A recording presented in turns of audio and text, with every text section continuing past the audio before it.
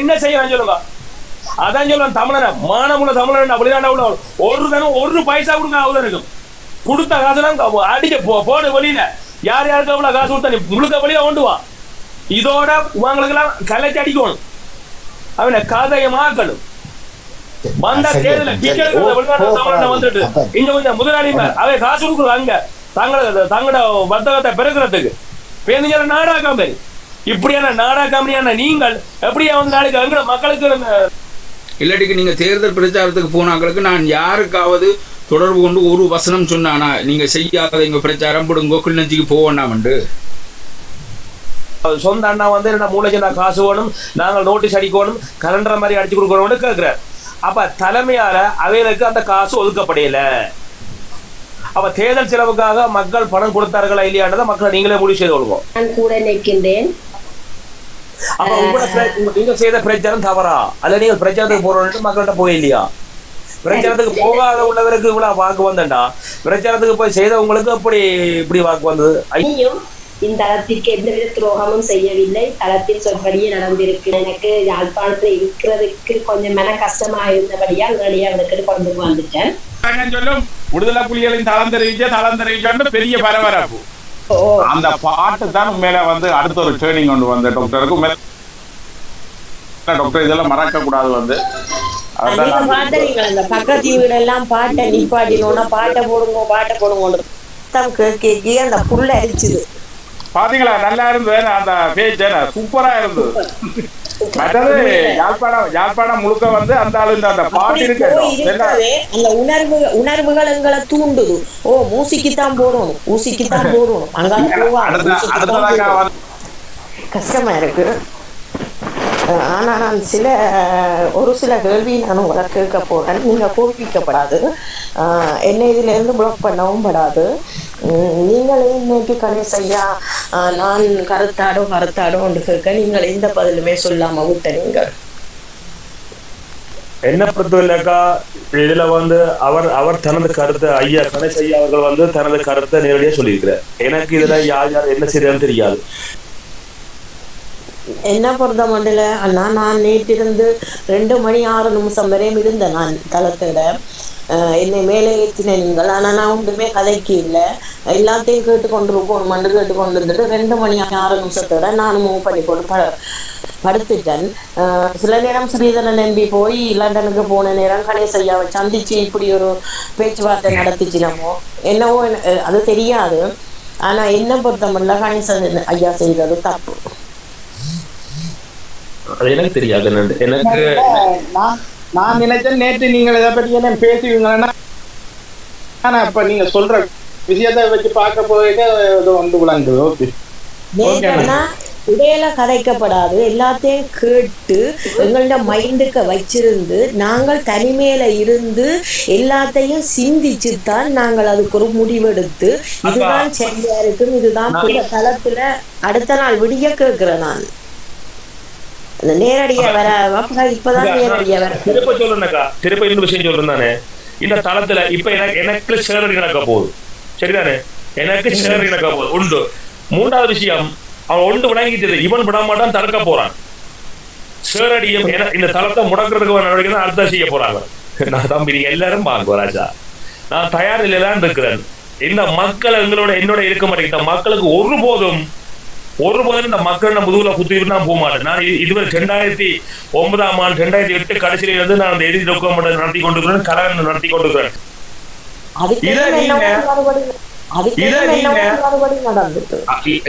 இந்த விடயத்தை நீங்கள் வந்து கண்டிப்பாக மக்களாகிய நீங்கள் மாத்தி யோசிச்சு பாத்தீங்கன்னா தான் உங்களுக்கான விட அதுல கிடைக்கும். நீங்க நேரடியா பாத்தீங்கன்னு சொன்னா 3 கேள்வி. ஏன், எதற்கு அப்படி, ஏன் இப்படி நடந்தது, எதற்காக இவர் மீது இந்த வாதம் வைக்கப்பட்டது, எதற்காக இது பேசப்பட்டது, அதை மாத்தி யோசிச்சு பாத்தீங்கன்னா தான் உங்களுக்கு விட பெறும். நீங்க அதுக்கு எதிர்மறையா யோசிக்கணும். எதிர்மறையா யோசித்தா மட்டும்தான் உங்களுக்கான விட பெறும். இதுதானே, இல்லைன்னா வராது. ஆனா இதுல எனக்கு நேற்று இந்த தேர்தல் எனக்கு ஒரு சரியான சந்தோஷம் என்னண்டா, எப்பவுமே நான் ராயா தான், அமைச்சர் தான், எம்பி தான் பாதாளி கொண்ட டாக்டர் சவானந்த் தான் திரட்டப்பட்டார். அதற்கு மக்கள் கூட தாக்கப்பட்டிருக்கணும், மக்கள் கூட தாக்கியிருக்கணும். யோசிச்சு பாருங்க, அந்த நிமிஷத்துல எங்க தலைவர் பிரபாகரன் வலியும் வேதனையும் டாக்டர் சவானந்தாக தெரிஞ்சிருக்கு. இதுவரை காலமும் இலங்கை அரசாங்கத்தினுடைய தாக்கப்பட்டவர் என்றால் அவர் ஒரு வார்த்தை சொன்னவர், மேதகுரு புலிகளின் தலைவர் பிரபாகரன் போத வஸ்து கடத்துறவர், விற்பனை செய்பவர் என்று சொன்னவர். அது ஒன்று. மற்றது மீனவர்களிட இவர் கூட்டம் வச்சு இதன்னேக்க வாக்குவாதம் வந்து இவர் பேசி கொண்டிருந்தவர் மைக்கிட எழும்புற.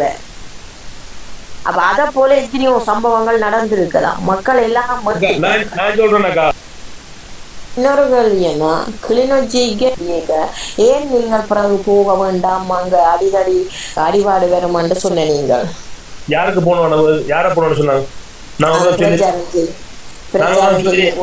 நாங்கள் ஒருபோதும் அது தவறான கருத்துக்க வந்து ஒருபோதும் நான் இந்த தளத்துல நான் மணிமந்தனாக்கி நான் சொல்லல, நீங்கள் அங்க போங்க பிரச்சனை செய்யணும் நான் சொல்லல. அங்க அன்னையாக்களும் அக்காக்களும் போன அடிச்சுட்டு கேட்டவ இன்னொருத்துக்கு சொல்லி அங்க வேட்பாளர்களும் போக இல்லை.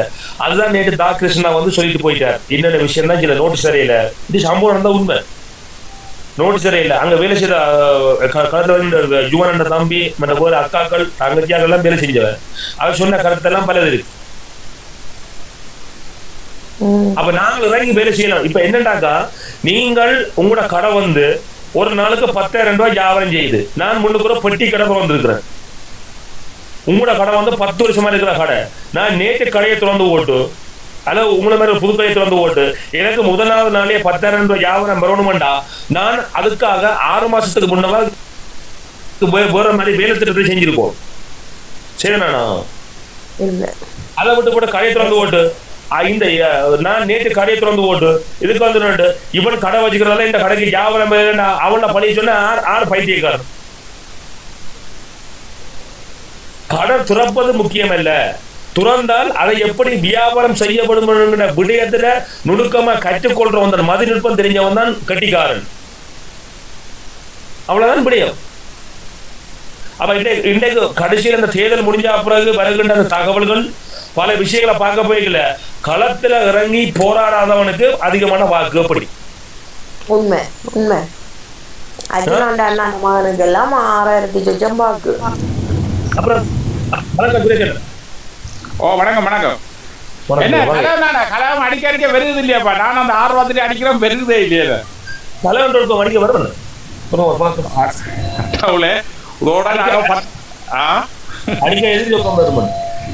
சரி சரி, அடிக்க எதிரி கலாம் அடிக்க எதிரியே வருதா? எத்தனை சரங்களுக்கு தெரியும். நீங்கள் அதோட இவ்வளவு பாடுபட்டு உண்மையில இயக்கம் இருக்கிற காலத்துல இயக்கமே பாராட்டுற அளவுக்கு அந்த கழகத்தை நடத்தினது 2009. பாண்டாவுல உள்ள இருக்கிறாங்களுக்கு தான் சொல்றேன். நான் மைண்ட் தானே எனக்கு அந்த அரசியல் எழுதிட்டு புதாக்களா இருக்கலாம் பழக்கினதே இவர் தான். எத்தனை கட்டுரைகளைப்பா இலங்கை அரசாங்கம் சொல்லும் விடுதலை புலிகளின் தளம் தெரிவிச்சோன்னு பெரிய பரபரப்பு. அவற்ற கவிதையும் பேச்சுமே ஆக்களம் கவர்ந்து புறங்க. அவன் அந்த அரசியல் இது வந்து அவன் அதான் சொன்ன, எனக்கு அரசியல் எதுவுமே தெரியாது, எனக்கு பழக்கி என்ன எழுத பழக்கி ஒரு கட்டுரைகள் எல்லாம் செய்யறது.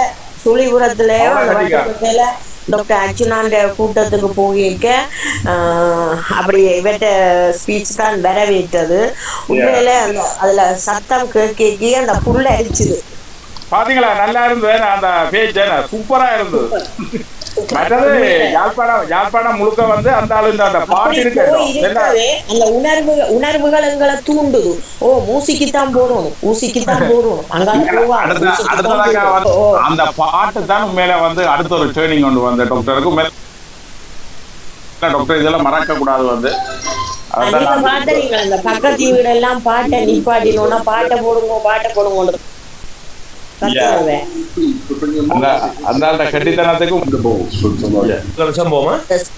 உடம்பெல்லாம் புல்லரிக்குது. போய் இருக்கிறோம். நீங்கள் கவிதைகள் சொல்றீங்கள், ஸ்பீச் பண்றீங்க. இந்த அவலா மக்களுக்கும் உணர்வு தூண்டி இருக்கும். ஊசிக்குத்தான் போடும் அங்கால போவாத, ஊசிக்குத்தான் போடும் அங்கால போவாத என்ற ஒரு உண்மையான ஒரு மனித நேயம் இருந்தால் அந்த உணர்வு அந்த மனிதனுக்கு வந்திருக்கும். சரி, அடுத்தது அந்த பாட்டு போனது என்ன, யாழ் மண்ணே அழகுறதா பாலகா வேறையும் ஒரு பாட்டு போனதாகும். அது போட்டு நிப்பாட்டினோன்னா பக்கத்து வீட்டு சனம் பிள்ளைகள் எல்லாம் பாட்டை போடுங்கன்னு கத்திச்சிருவேன். பிறகு போட்டது எனக்கு தெரியாது. மிக நன்றி. உண்மையா இது சாதனை. இந்த அர்ஜுனா இன்னொரு விதத்துல நாங்க சந்தோஷப்படணும். ஒரு கொஞ்ச காலம் அரசியலுக்குள்ள 17-18 நாள் ஜெயிலுக்கு இருந்து வெளியில வந்து 1 மாதம் பிரச்சாரம், அதுக்குள்ளே ஒரு 4-5 நாள் அந்த 30ஆம் தேதி வழக்குக்கு போகாம ஒழிச்சிருந்து பிறகு வந்து வெளியில வந்து இது 1-2 இது கிடைச்சதே எங்களுக்கு பெருசு நினைக்கும். உங்களுக்கு எல்லாம் நன்றி என்று ஒன்றும் சொல்ல தேவையில்லை. ஏனெண்டா இதுக்கு பின்னால கணக்க மக்கள் இருக்கணும். ஸோ இந்த தளத்தின் மூலமா எத்தனையோ மக்களுக்கு போய் ரீச் பண்ணியிருக்குது. அந்த மக்களுக்கும் வந்து இதுல நன்றி சொல்லணும்னா நடந்திருக்கு. அவரை போய் அங்க தடவி பிடிச்சி அங்க இது பண்ணி அவருக்கு ஏதோ பிரச்சனை வந்துட்டுதோ, எத்தனை மக்கள் இதுல அழுது, அப்படி எத்தனை பேர் எவ்வளோ இதை எல்லாத்தையும் இந்த இது பண்ணியிருக்கணும், ஃபீல் பண்ணியிருக்கணும். ஸோ அந்த இதுகளுக்கு ஒரு நன்றி கடன் உண்டு. உண்மையில எனக்கு எஸ்பி வந்து எனக்கு உண்மையில வருத்தமா இருக்கிறேன்னு சொன்னா, டாக்டர் சில நைட்டு வந்து 100 வீதம் யோசிச்சு பாருங்க. அவ்வளோ நிதிகள் அதில் எல்லாம் இங்கே இருந்தால் போய் இவ்வளோ எழுச்சிகள், இவ்வளோ பாட்டுகள், கவிதைகள் எல்லாம் இந்த வன்னியன் மைந்தண்ணி எல்லாம் இவ்வளோ நடந்தது. அதில் கரெக்டாக நேற்று தெரிவிச்சுட்டு போகிறோம். அவர் கீழே வந்து கடைசியில் காண்டுட்டு போயிட்டார். ஆனால் இன்றைக்கு டாக்டர் வேலையில்லைன்னு சொன்னேன்னு உண்மையில நான் கூட இனிமேல் வாழ்க்கையில் டாக்டருக்கு நான் கடைசியிலேயே நான் ஆதரவு தெரிவிக்க மாட்டேன். இன்றைக்கு டாக்டர் கட்டாயம் பெறணும். இந்த வந்தால் சொல்லணும். அவர் உண்மையான இதன்னு சொன்னால் அவர் கட்டாயம் வந்து சொல்லி இல்லைன்னு சொன்னால் அது மனித தன்மையே இல்லை. அது பேர் டாக்டர் அவர்கிட்ட. வணக்கம். வணக்கம் லோஞ்சி அக்கா, சொல்லுங்க. முதலாவதாக நான் நேற்று கதைக்கோணுமென்றிருந்து நான் பஸ்ல பிரயாணம் செய்தபடியே எனக்கு கதைக்க முடியாமல் போயிட்டு, மற்றது தான கிருஷ்ணா கதைச்சதுக்கு திருப்பி நான் எதிர்காட்டு வைக்க வேணும். எனக்கு பிறகு சந்தர்ப்பம் கிடைக்காத ரீதியில நான் நேற்று கதைச்சேன். உண்மையிலேயே நான் நேற்று எல்லாரையும் கதைக்க வேண்டிய நேரம் தான். நான் எனக்கு யாழ்ப்பாணத்துல இருக்கிறதுக்கு கொஞ்சம் மன கஷ்டமா இருந்தபடியா நேரடியாக அவனுக்கு கொண்டு வந்துட்டேன்.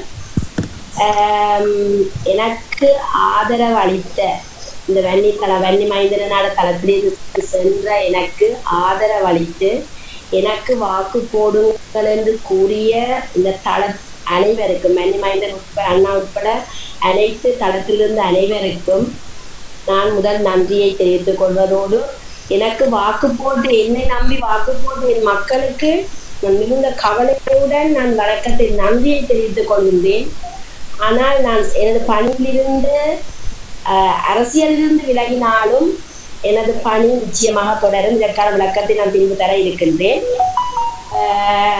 எனக்கு கூடுதலாக நான் வாக்கு பெற்றதை விட எனக்கு மக்களால் வாக்களித்து நான் அந்த நிலைக்கு வந்ததை விட மக்களுடைய கஷ்டங்களை, மக்களுடைய நிலைமைகளை எனக்கு எடுத்து அறிந்து கொள்வதற்கு சந்தர்ப்பம் வழங்கிய இந்த தளத்திற்கு மிகுந்த மிகுந்த மிகுந்த கடமைப்பாடுடையவளாக இருக்கின்றேன், நன்றியுடையவளாகவும் இருக்கின்றேன்.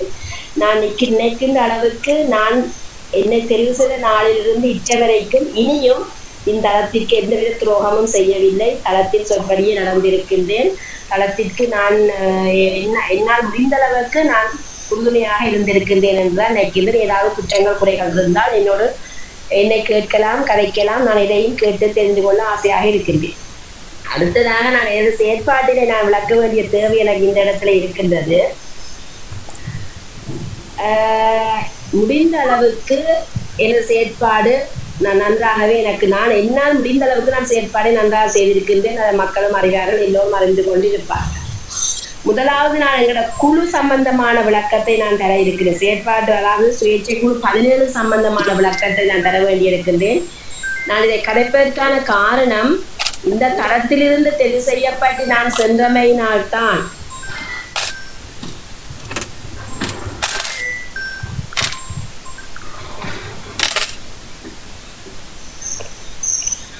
மன்னிக்க வேண்டும். ஒரு தொலைபேசி அழைப்பு கொண்டு வந்தமையால் கட்டுப்பட்டு நிற்கின்றேன்.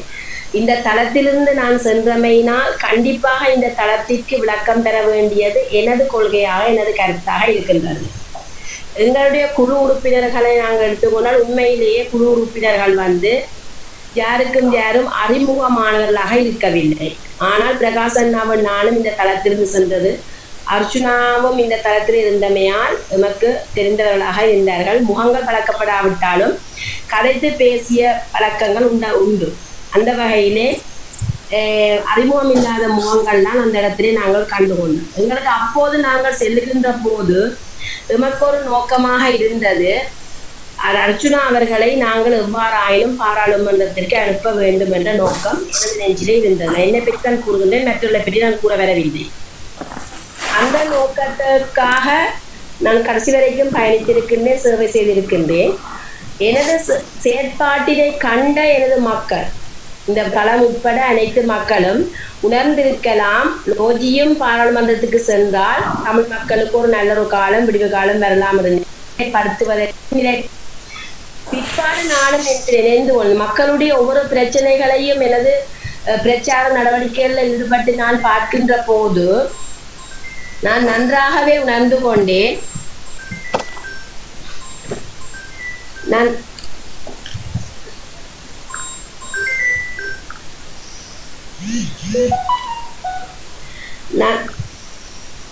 மன்னிக்க வேணும், திருப்பியும் தடைதான். நான் நினைத்து கொண்டேன், கட்டாயமாக நானும் பாராளுமன்றம் செல்ல வேணும் என்று மக்களுக்கு நான் என்னால் முடிந்தளவு சேவையை நான் செய்ய வேண்டும் என்ற நோக்கம் எனக்குள் இருந்தது. அதற்கு பின்னர் நான் எனது இலக்கத்தை நான் பரப்புரை செய்தவே நான் கூறிக்கொள்ள விரும்புகின்றேன். குழு சம்பந்தமான கருத்திலே நான் இருந்ததுக்கு குழுவை பற்றி சொல்லுகின்றேன். திரும்பவும் ஒருவருக்கு அறிமுகம் இல்லாத குழுக்களாகத்தான் இருந்தோம். இருந்தாலும் நாம் ஒரு தலைமைத்துவத்தின் கீழ் வந்துவிட்டோம். தலைமைத்துவத்தின் கீழ் ஒன்றாக இணைந்து பயணிக்க வேண்டியது எனது கடமையாக இருந்தது. இறுதி வரைக்கும் நான் எனது தலைமைத்துவத்தின் கீழ் நான் பயணித்திருக்கின்றேன். எவ்விதமான சில பிரச்சனைகள் வந்தால் கூட அதை முகம் கொடுத்து விலகி கொண்டு எனது தலைமைத்துவத்தின் கீழ் நான் பயணித்திருக்கின்றேன். அது எமது தலைமைத்துவம் என்ற பண்பின் கீழே அமைகின்றது. சில பேருடைய முகங்களை உண்மையிலேயே நாங்கள் சில நேரத்தில் கீரைப்பிடி இருக்குது. உதாரணம், சரியான உதாரணம் கூற முடியுமாக இருந்தால், கீரைப்பிடி மேலே இருக்கின்ற கீரைகள் எல்லாம் ஒரு அழகான கீரைகளாக இருக்கும். உள்ளுக்கு கீரைப்பிடிக்குள்ள வச்சு கட்டுற கீரைகள் நேற்றையால் முன்னால் புழுங்கப்பட்ட கீரைப்பிடிகளாக கூட இருக்கலாம். வெளியிலே பார்க்கின்ற போது அழகான தோற்றமுடையதாக இருந்த கீரைப்பிடி உள்ளுக்குள் தனது வஞ்சகத்தை கொண்ட கீரைப்பிடியாக இருந்திருக்கின்றது. அதே மாதிரி சிலருடைய பேச்சுக்கள், செயல்கள் வெளிப்படையில் தோற்றத்தை கொண்டிருந்தாலும் உள்ளுக்குள் அழுக்குத்தன்மை வாய்ந்தவதாக நான் உணர்கின்றேன், இப்போதும் உணர்கின்றேன். நாம் இவ்வாறு எமது குழுக்களின் ஊடாக இருந்து நாம் ஒன்றாக பயணித்துக் கொண்டிருக்கின்ற போது அரசியல் தன்மையான விளக்கங்கள், அரசியல் சார்ந்த விளக்கங்கள் எம் குழுக்களிடையே குறைந்தளவுதான் காணப்பட்டது. குறைந்தளவு காணப்பட்டதோ இல்லையோ, அவர்களுக்கு தெரிந்ததோ தெரியாமல் இருந்ததோ, அதை வெளிக்காட்டவில்லையோ, அந்த அரசியல் தந்திரமாக அதை பயன்படுத்திக் கொள்ள முடியுமோ என்னதோ இருக்கவில்லை. ஆனால் இலங்கை அரசியல் ஜாப்பின்படி, இலங்கை அரசியல் செயற்பாட்டின்படி அரசியலுக்கு நுழைவது புதியதாகத்தான் இருந்தால் நீங்களும் அறிந்து கொள்வீர்கள். மக்களின் செயற்பாடுகளிலே, குழுவின் செயற்பாடுகளின் ஊடாகவும் குழுவின் பேச்சுத்தன்மைகளிலும் ஒரு அரசியல் தெரிந்தவர் என்ற ரீதியிலே யார் முன்னிலையில் இருந்திருப்பார்கள் என்பதை மக்கள் உணர வேண்டிய காலம் இந்த நிலையில் இருக்குதான் இந்த உணர்ந்திருப்பீர்கள் என்று நான் நினைக்கின்றேன். அடுத்தது நாங்கள் நொமினேஷன் செய்த காலத்தில் இருந்ததற்கு பிறகு எங்களுக்கு கூட்டங்கள் நடாத்தப்பட்டது. அந்த கூட்டங்கள் தலைவரால் ஒழுங்கு செய்யப்பட்டு 2 கூட்டங்கள் 3 கூட்டங்கள் நடாத்தப்பட்டது. அதிலே கூறப்பட்ட விளக்கமானது உண்மையிலேயே தலைவர் கூறியிருந்தார்,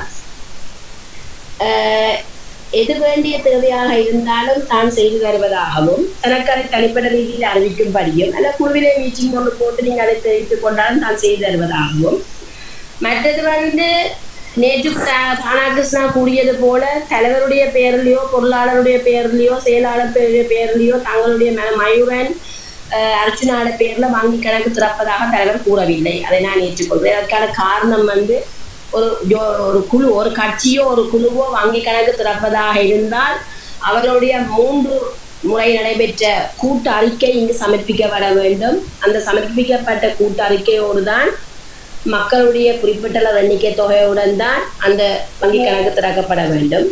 அப்படியான செயற்பாடுகள் இருக்கும்போது நடைபெறாத பட்சத்திலே அதை பற்றி அவர் கூறவில்லை. ஆனால் எமது பிரச்சாரத்துக்கு வேண்டிய அனைத்து பொருட்களும் தேவையான துண்டு பிரசுரங்கள், நோட்டீஸுகள், கார்ட்ஸ் தேவையானவை தான் செய்து தருவதாகவும் கூறியிருந்தார். இருந்தால் கூட தயாரித்துக் கொள்ளுங்கள் என்று கூறியிருந்தார். அந்த வகையிலே நாங்கள் அன்றிலிருந்து நானும் பிரகாஷன்னாவும் அந்த கூட்டத்திலிருந்து கலந்து கொண்டு அந்த கூட்டத்திலே நான் இருந்து வெளியேறிய பின்பு நானும் பிரகாஷன்னாவும் சேர்ந்து எங்களுக்குள்ள தீர்மானத்தை எடுத்துக்கொண்டோம். நாங்கள் தளத்திலிருந்து தெரிவு செய்யப்பட்டு வந்தவர்கள் அண்மித்த பகுதிகளில் சேவைகளை மேற்கொள்ள இருக்கின்றோம். ஆனபடியால் நாங்கள் 2 பேரும் ஒற்றுமையாக ஒருமித்து பயணிக்க வேண்டும் என்ற தீர்மானங்களை நாங்கள் எடுத்துக்கொண்டோம். அந்த வகையிலே நாங்கள் இந்த வரை ஒற்றுமையாக ஒருமித்து பயணித்திருக்கோம். சில பிரச்சனைகள் வந்தால் நாங்கள் அதை தீர்த்து கொண்டு நாங்கள் ஒற்றுமையாக பயணித்திருக்கின்றோம். அடுத்ததாக எமது பயணித்திருக்கின்றோம், நிறைய சேவைகள் செய்திருக்கின்றோம். எமக்கு தேவை ஏற்பட்ட போது எமக்கு பிரச்சார துண்டுகள் நமக்கு கார்ட் சேவை கிடைக்காத போது நாங்கள் வெளியீடு செய்து பிரசங்கம் கொழும்பிலிருந்து கூட நான் பிரச்சார பத்திரங்களை வெளியீடு செய்து கொண்டு போயிருக்கிறேன். எங்களுக்கு அதை பயன்படுத்தி இருக்கணும். அதில் எங்களோட நம்பர் இலக்கங்களை குறிப்பிட்டு கூட நாங்கள் பயன்படுத்தி செயற்பட்டு இருக்கின்றோம். ஸ்டிக்கர்ஸ் பிரச்சாரங்களுக்காக பயன்படுத்தப்பட்டது, நோட்டீஸ்கள் பயன்படுத்தப்பட்டது, கார்ட்ஸ் பயன்படுத்தப்பட்டது, இப்படி நாங்கள் எங்களுக்கான செயற்பாடுகள் நாங்கள் செய்திருக்கின்றோம். அடுத்தது தலைவராலே வெளியிடப்பட்ட துண்டு பிரசுரங்களை தலைவரிடம் நாங்கள் தொலைபேசியில் தொடர்பு கொண்டு கேட்கின்ற போது பெற்றுக்கொண்டு செல்லுங்கள் என்று எங்களுக்கு அழைப்பு விடப்பட்டது. அந்த அழைப்பின் பேரில் நானும் பிரகாசனாவும் சென்று பார்க்கின்ற போது சில நேரங்களில் எங்களுக்கு குறிப்பிட்ட நேரங்களுக்கு பிறகு குறிப்பிட்ட நிமிஷம் தாமதம் என்றாலும் எங்களுக்கு கிடைத்திருக்கின்றது. ஒரு கட்டத்திலே தலைவர் அவர்கள் வர நேரம் சென்று விட்டது. பிரசுடைய பெயரை அறிவித்திருந்தார்.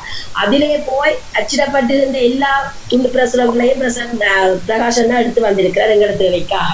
நாங்கள் தேடி சென்று எங்களோட பிரச்சார நெருக்கிலாக வேண்டிய பிரசுரங்களை நாங்கள் பெற்று வந்திருக்கின்றோம். இது நாங்கள் எமது குழுவிற்கும் எமது தலைவரை நாங்கள் வெற்றி பாதையை நோக்கி செல்ல வேண்டும் என்ற நோக்கத்தோடு, நாமும் வெற்றி பாதையை நோக்கி செல்ல வேண்டும் என்ற நோக்கத்தோடு நாங்கள் வெற்றி தேடி சென்று எடுத்து அச்சகங்களை சென்று எடுத்து வந்து பயணித்ததும் உண்டு.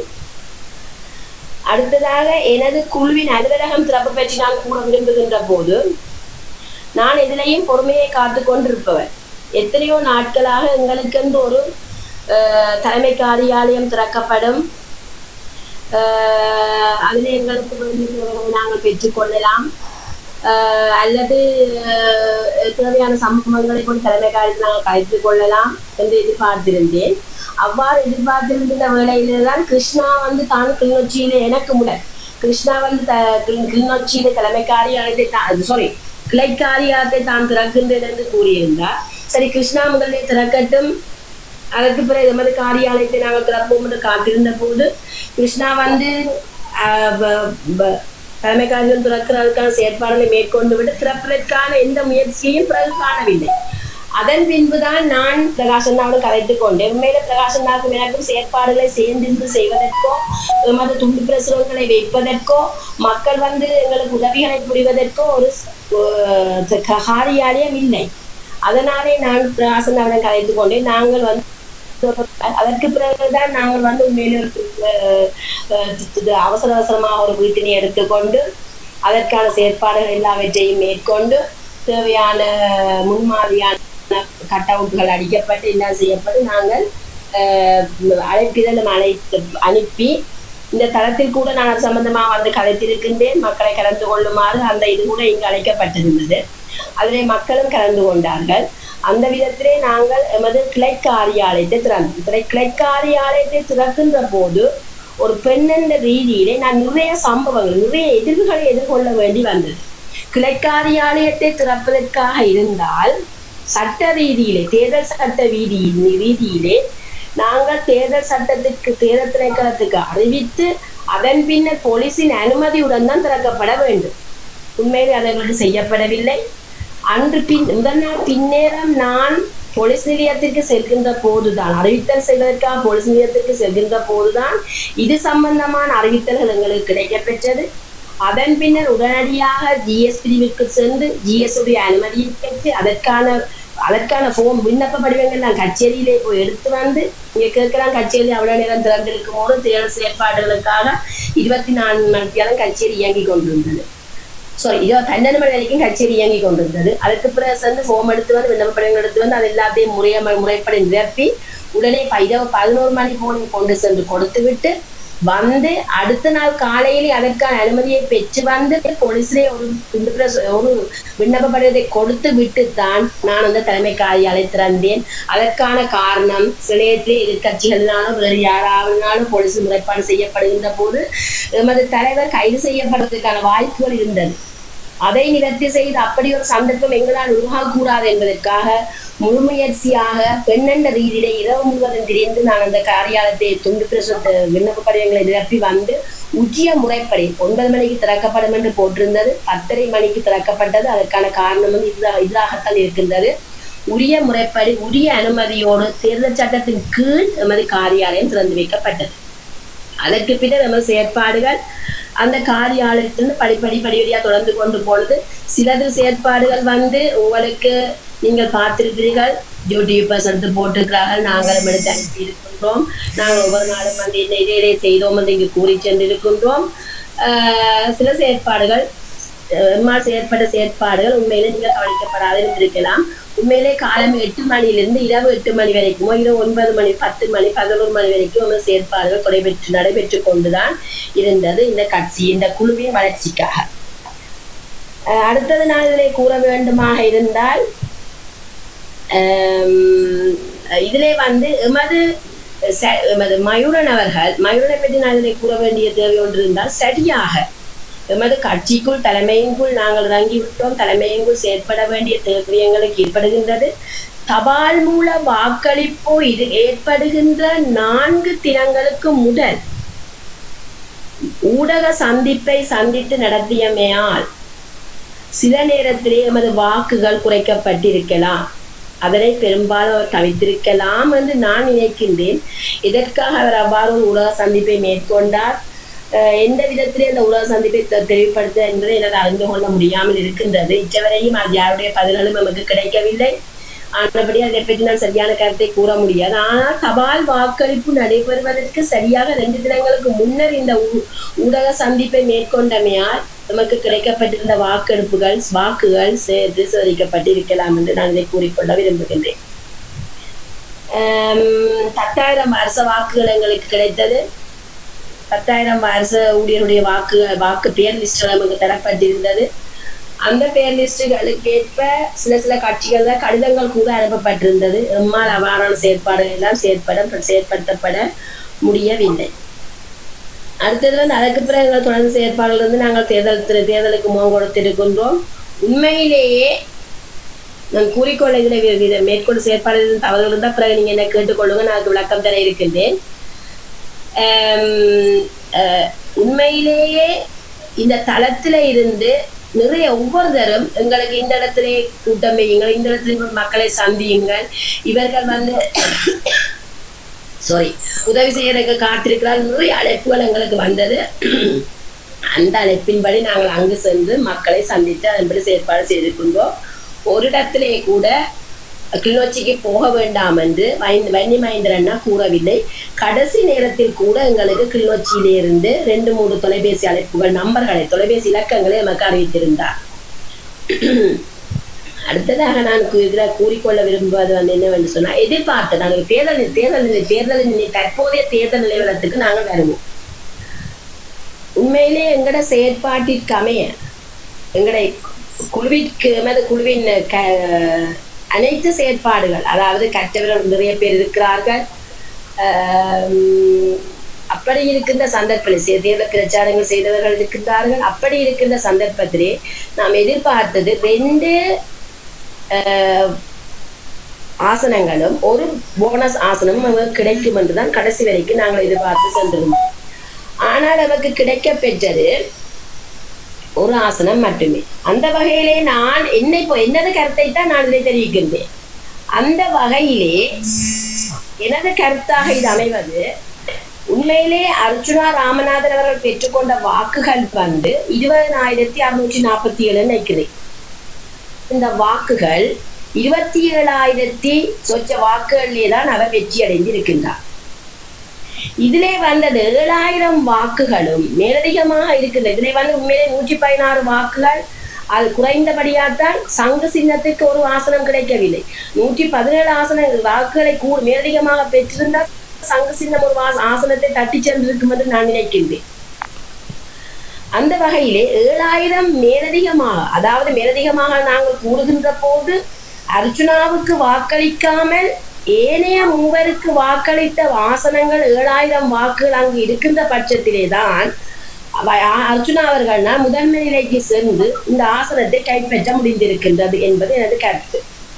இந்த வகையிலே முதலாவதாக நாங்கள் பார்க்கின்ற போது என்பிபி அதிக தொகையாக பெற்றிருக்க 80,000 வாக்குகள் என்று சொல்லிக் கொண்டு திசை காட்டி. அதே நாளிலே தமிழ் கூட்டம் வீட பெற்றிருக்கின்றது 63,000 வாக்குகள். சைக்கிள் பெற்றிருக்க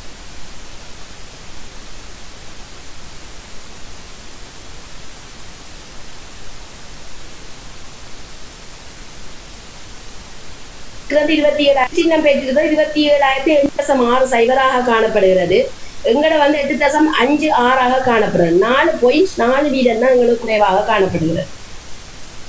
இதுல அங்கு 7,000 சொச்ச வாக்குகள் 7,000 மேலதிகமாக பெற்று 27,000 20,000 வாக்குகள் அர்ச்சுனாவால் பெற்றுக் கொள்ளப்பட்ட போதிலும் 7,000 வாக்குகள் அர்ச்சுனாவிற்கு தெரிவு செய்யாமல் ஏனையவர்களுக்கு தெரிவு செய்த வாக்குகள் என்பதனை யாரும் இதிலே மறந்துவிடக் கூடாது. அவ்வாறு ஏனையவரை தெரிவு செய்து நானாகவும் இருக்கலாம், பிரகாஷாகவும் யாராகவும் இருக்கலாம், மருணாகவும் இருக்கலாம், யாராகவும் இருக்கலாம். அவ்வாறு தெரிவு செய்து அன்பளிப்பு செய்த அந்த வாக்களினால்தான் இன்று எங்களுக்கு ஒரு ஆசனம் கிடைத்திருக்கின்றது. இதனை யாரும் மறந்து விடலமாக. இதை பற்றி ஏனைய கேள்வி கேட்க விரும்பினால் எந்த உரையின் பின்னர் நீங்கள் கேட்டுக்கொள்ளலாம். அடுத்ததாக உண்மையிலேயே இதுல ஒரு அடையாள அட்டை சம்பந்தமான கேள்வியோடு நீங்கள் முன்வைத்திருந்தீர்கள். அடையாள அட்டை அனைவருக்குமான அடையாள அட்டை முதற்கொண்டு விண்ணப்ப படிவங்களை நிரப்ப வேண்டிய தேவையான வேலைகளை முழுவதையும் செய்தது நான். ஒவ்வொருவருக்கும் நான் அழைப்புதல் விடுத்து எமது குரூப்பிலும் நாங்கள் செய்திகளை அனுப்பி உங்களது புகைப்படங்களை அனுப்புங்கள் என்று சொல்லி அவர்கள் புகைப்படத்தை அனுப்பியிருந்தார்கள். அடையாள அட்டைக்கு தமது தேசிய அடையாள அட்டையை எனக்கு அனுப்பி வையுங்கள் PDF அனுப்பியிருந்தார்கள். அது எல்லாவற்றையும் தயாரித்து அதை எல்லாவற்றையும் கொண்டே கொடுத்து உண்மையிலேயே நான் தேசிய வாக்காளர் அடையாள அட்டை, அதாவது வேட்பாளர் அடையாள அட்டையை பெற்றுக்கொண்டேன்.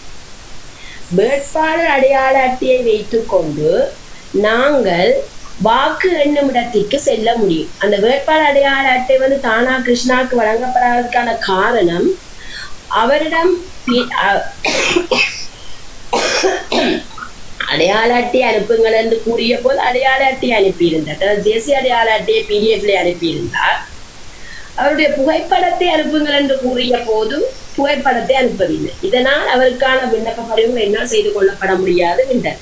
ஆனால் மயூரனும் யோகபாலனும் தாங்கள் சுயமாகவே சென்று விண்ணப்ப படிவத்தை எடுத்து தலைவருடைய அனுமதியுடன் தான் அவர்கள் அதனை செய்திருந்தார்கள். செய்யவில்லையோ எனக்கு தெரியாது. நான் அவருடைய அடையாள அட்டையை வேட்பாளர் அடையாள அட்டையை கண்ணால் பார்க்கவில்லை. ஏனையோருடைய அடையாள அட்டைகளை நான் செய்திருந்து அவரிடம் முறையாக ஒப்படைக்கப்பட்டு இருந்தது. இதிலே வேட்பாளர் அடையாள அட்டையை வைத்துக் கொண்டு நாங்கள் வாக்கு எண்ணும் இடத்திற்கு செல்ல முடியும். வாக்கு எண்ணும் இடத்திற்கு கூட ஒவ்வொரு அறைக்குள்ளும் செல்ல முடியாது. இதை மக்களாகிய நீங்கள் நன்றாக புரிந்து கொள்ள வேண்டும். மக்கள் எண்ணும் இடத்திலே நின்று கண்காணிப்பாக இருப்பதாக இருந்தால் ஒவ்வொரு தொகுதிக்கும் எத்தனை வாக்கு எண்ணும் இடங்கள் இருக்கின்றதோ அத்தனை முகவர்களை நியமிக்க வேண்டியது எமது கடமை. அது குறிப்பிட்ட கடந்த 6ஆம் தேதி இரவு 12 மணி வரைக்கும் அதற்கான காலக்கெடு விதிக்கப்பட்டிருந்தது. அவ்வாறு எடுத்து நிரப்பி கொடுப்பதற்கு ஆக்கள் போதாமையால் இருந்தமையால் அதனை செய்யவில்லை.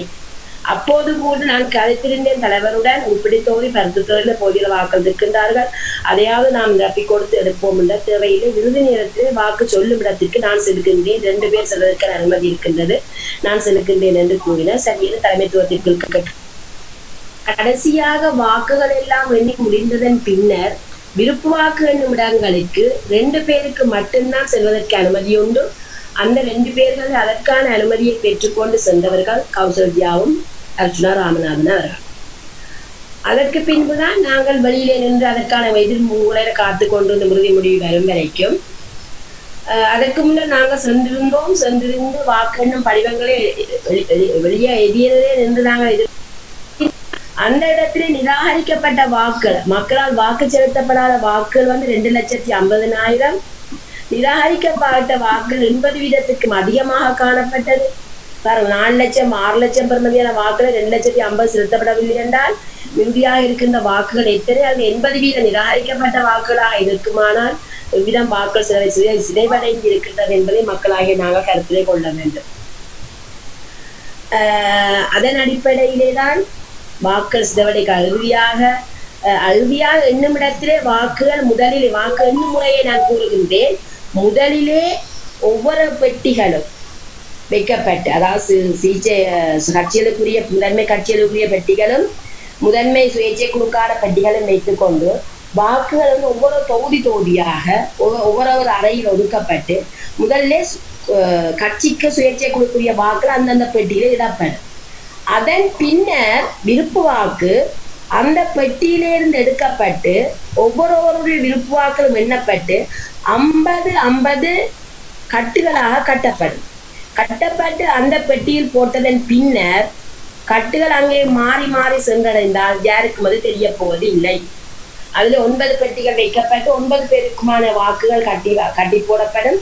ஒரு பெட்டியில இருக்கிற வாக்குகள் வந்து மற்ற பெட்டிக்குள் போடப்பட்டால் உண்மையிலேயே எவ்வாறு போடப்பட்டது என்பது திருப்பி அதை அவிட்டு பார்த்து அது சரியான பேரை கொண்டு காணப்படுதான்னு பார்க்க மாட்டார். கட்டுகளின் எண்ணிக்கையிலே தான் 50-50 கவுண்ட் பண்ணி 10 கட்டு இருந்தால் 500 வாக்குகள் என்று கூறிக்கொள்வார்கள்.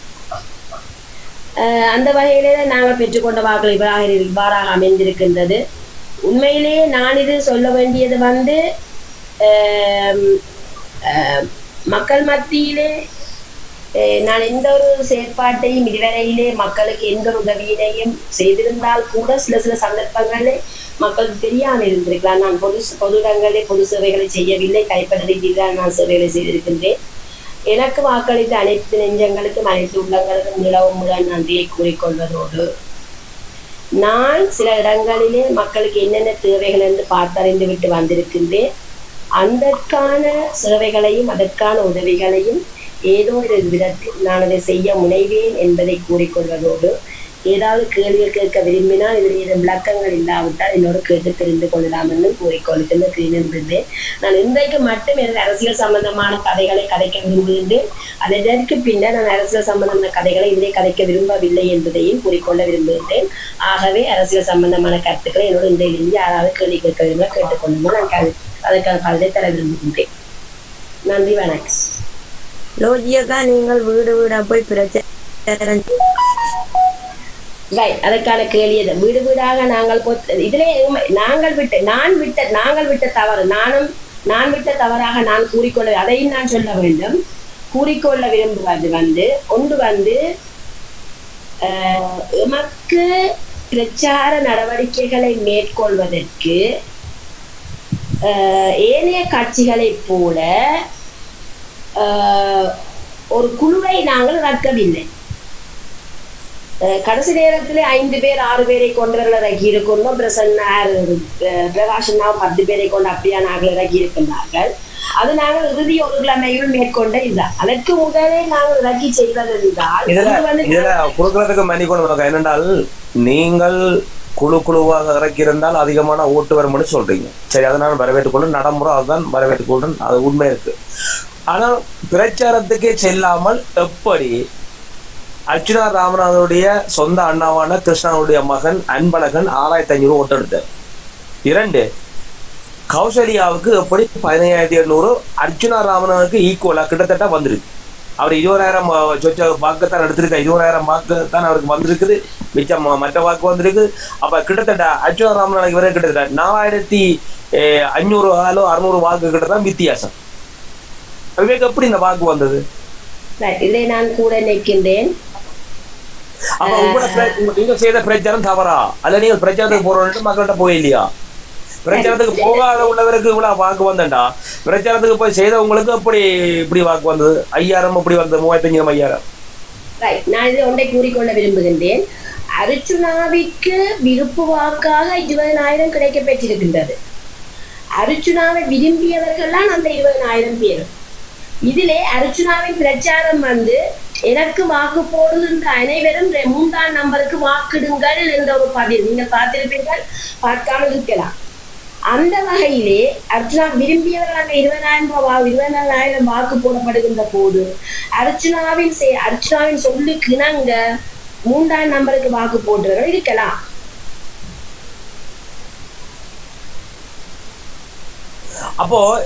அப்போ இது ஏற்கனவே திட்டமிடப்பட்ட ஒரு நிகழ்ச்சிகள். ஒன்று சொந்த அண்ணா மகன் குடும்ப அரசியல் வரவேணும் என்பதற்காக சொந்த அண்ணாவுடைய மகன் 1, அர்ஜுனா ஐயா 2, அதே மாதிரி அவருடைய விருப்பத்துக்குரியவருக்கு 3.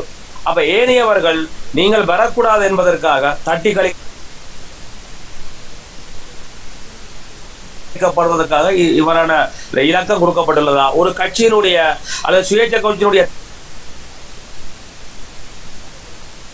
தலைவர் கொடுக்கப்படுகின்ற இலக்கத்தின் அடிப்படையில் தான் ஆக்கள் தெரிவு செய்யப்படுவார்கள். எனவே 1லிருந்து 9 இலக்கம் கொடுக்கப்பட்டுள்ளது. அதன் அடிப்படையில் 1 அவருடைய சொந்த அண்ணாவுடைய மகன் அன்பழகன் 1, 2வது அர்ஜுனா, 3வது தனக்கு விருப்பத்துக்குரியவர் 3வதாக சொல்லப்படுகிறார். ஆகவே ஏற்கனவே திட்டமிடப்பட்ட விடயமா 1, 2, 3 தான் அரசியலுக்கு வரக்கூடாது திட்டமிடப்படும் பலங்களிக்கப்பட்டிருக்கிறது. இதற்கான விளக்கத்தை நான் தருகின்றேன். அவ்வாறு திட்டமிடப்பட்டிருந்தாலும் வாக்களித்தவர் மக்கள் தானே. வாக்களிக்கின்ற மக்களுக்கு அறிவு எங்கே சென்று இருந்தது? அப்படி இல்லை. மக்களுக்கு வாக்களிக்கிறது தெரியாம அவங்களுக்கு ஈஸியா இருந்திருக்கு 1, 2, 3 உளவியல். இதுல ஏன் இந்த கேள்வி நம்ம கேட்டுறோம்னாக்கா இதுல குழப்பம் இருக்கக்கூடாது. அது கட்சியினுடைய தலைவர் அந்த இலக்கத்தை தெரிவு செய்யப்பட்டார் என்றுதான் சொல்லப்பட்டிருக்கு. எனக்கு அப்படித்தான் சொல்லப்பட்டது. ஆனா இன்றுதான் இந்த ஆங்கில எழுத்தின் அடிப்படையில இது கொடுக்கப்பட்டது என்ற தெளிவுபடுத்திக்க நன்றியக்கா. அது அவர்கள் விருப்பம். பிரச்சனை அப்படி செய்ததால மக்கள் ஈஸியாக ரோட்ல மாத்திரம்தான் வீடு வீடா போய் வாக்கு குண்டை அவர் தெரிவு செய்திருக்கின்றார் என்று பிரச்சாரம் செய்திருக்கின்றாராம். அது ஏன் காட்டி கூறுகிறார். என்னன்னா நீங்க எல்லாரும் அனௌன்ஸ் பண்ணிருக்கணும் 9 இலக்கம் 9 இது என்னுடைய இலக்கம். இது நீங்கள் போய் கேட்க நீங்க சொல்லணும் என்னுடைய இலக்கம் சுயேட்சைக்குழு 17 5க்கு போடுங்க. இப்படி ஒவ்வொருத்தரும் பிரச்சாரம் செய்திருந்தா குழப்ப நிலை ஏற்பட்டிருக்காது. இது மக்களுக்கு 1, 2, 3 இருக்கா? நான் அப்படி பிரச்சாரம் செய்யவில்லை கேட்டீனுக்கு யார் சொன்னது? இல்லைக்கா, உங்களை நான் சொல்லல, பொதுவா சொல்லுறேன். இது மாத்தி எல்லாரும் சொல்லிக்க மக்களுக்கு எதை போடுறதுன்னு தெரியல. அவங்க ரண்டமா 1, 2, 3 டிக் பண்ணி அடுத்தது முடிச்சிட்டீங்களாக்கா? இல்ல, எனது கருத்தாகவும் இருக்கின்றது. உள்ளுக்குள் எனது வாக்குகள் உள்ளுக்குள் மாறப்பட்டிருக்கலாம் என்று எனது கருத்து தெரிவிக்கின்றது. எனது கருத்து இருக்கின்றது. அதனை நான் செயற்படுத்த விரும்பவில்லை. இது நீங்கள் இது திரும்ப என்னோட இதை பற்றி நான் என்ன பிரச்சனை, நீங்கள் திரும்ப உங்களுக்கு அதில் டவுட் இருந்தால் நீங்கள் ஒரு கேஸ் போட்டு திரும்ப எண்ணலாமாம். அந்த சீல் பண்ணி அது குறிப்பிட்ட அடுத்த தேர்தல் வரையும் அது சீல் பண்ணப்பட்டு அப்படியே எலெக்ஷன் டிபார்ட்மெண்ட்டில் இருக்குமா. எனவே ரீசெக் பண்ணுறதுக்கு சான்ஸ் இருக்குன்னு சொல்லியிருக்கிறாங்க.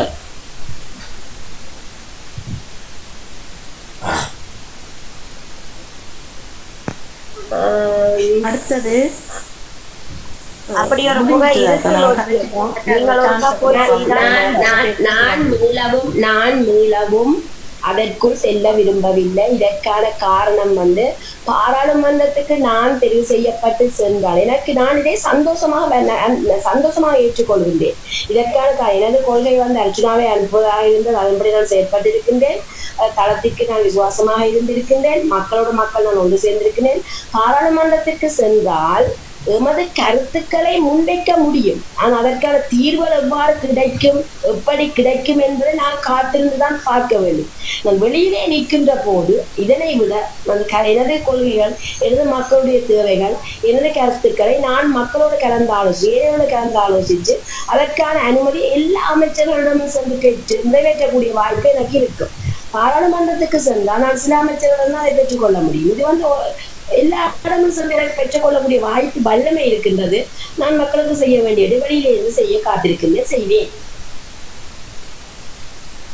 எனக்கு மிகுந்த சந்தோஷம். பாராளுமன்றத்துக்கு சென்றால் நீங்க பார்த்திருப்பீர்கள், ஒரு நாளைக்கு வந்து தனது கருத்தை முன்வைத்து கொண்டு போவார்கள். அதுக்கான பதில் கிடைத்திருக்குமா? பதிலை நிறைவேற்றி இருப்பார்களா?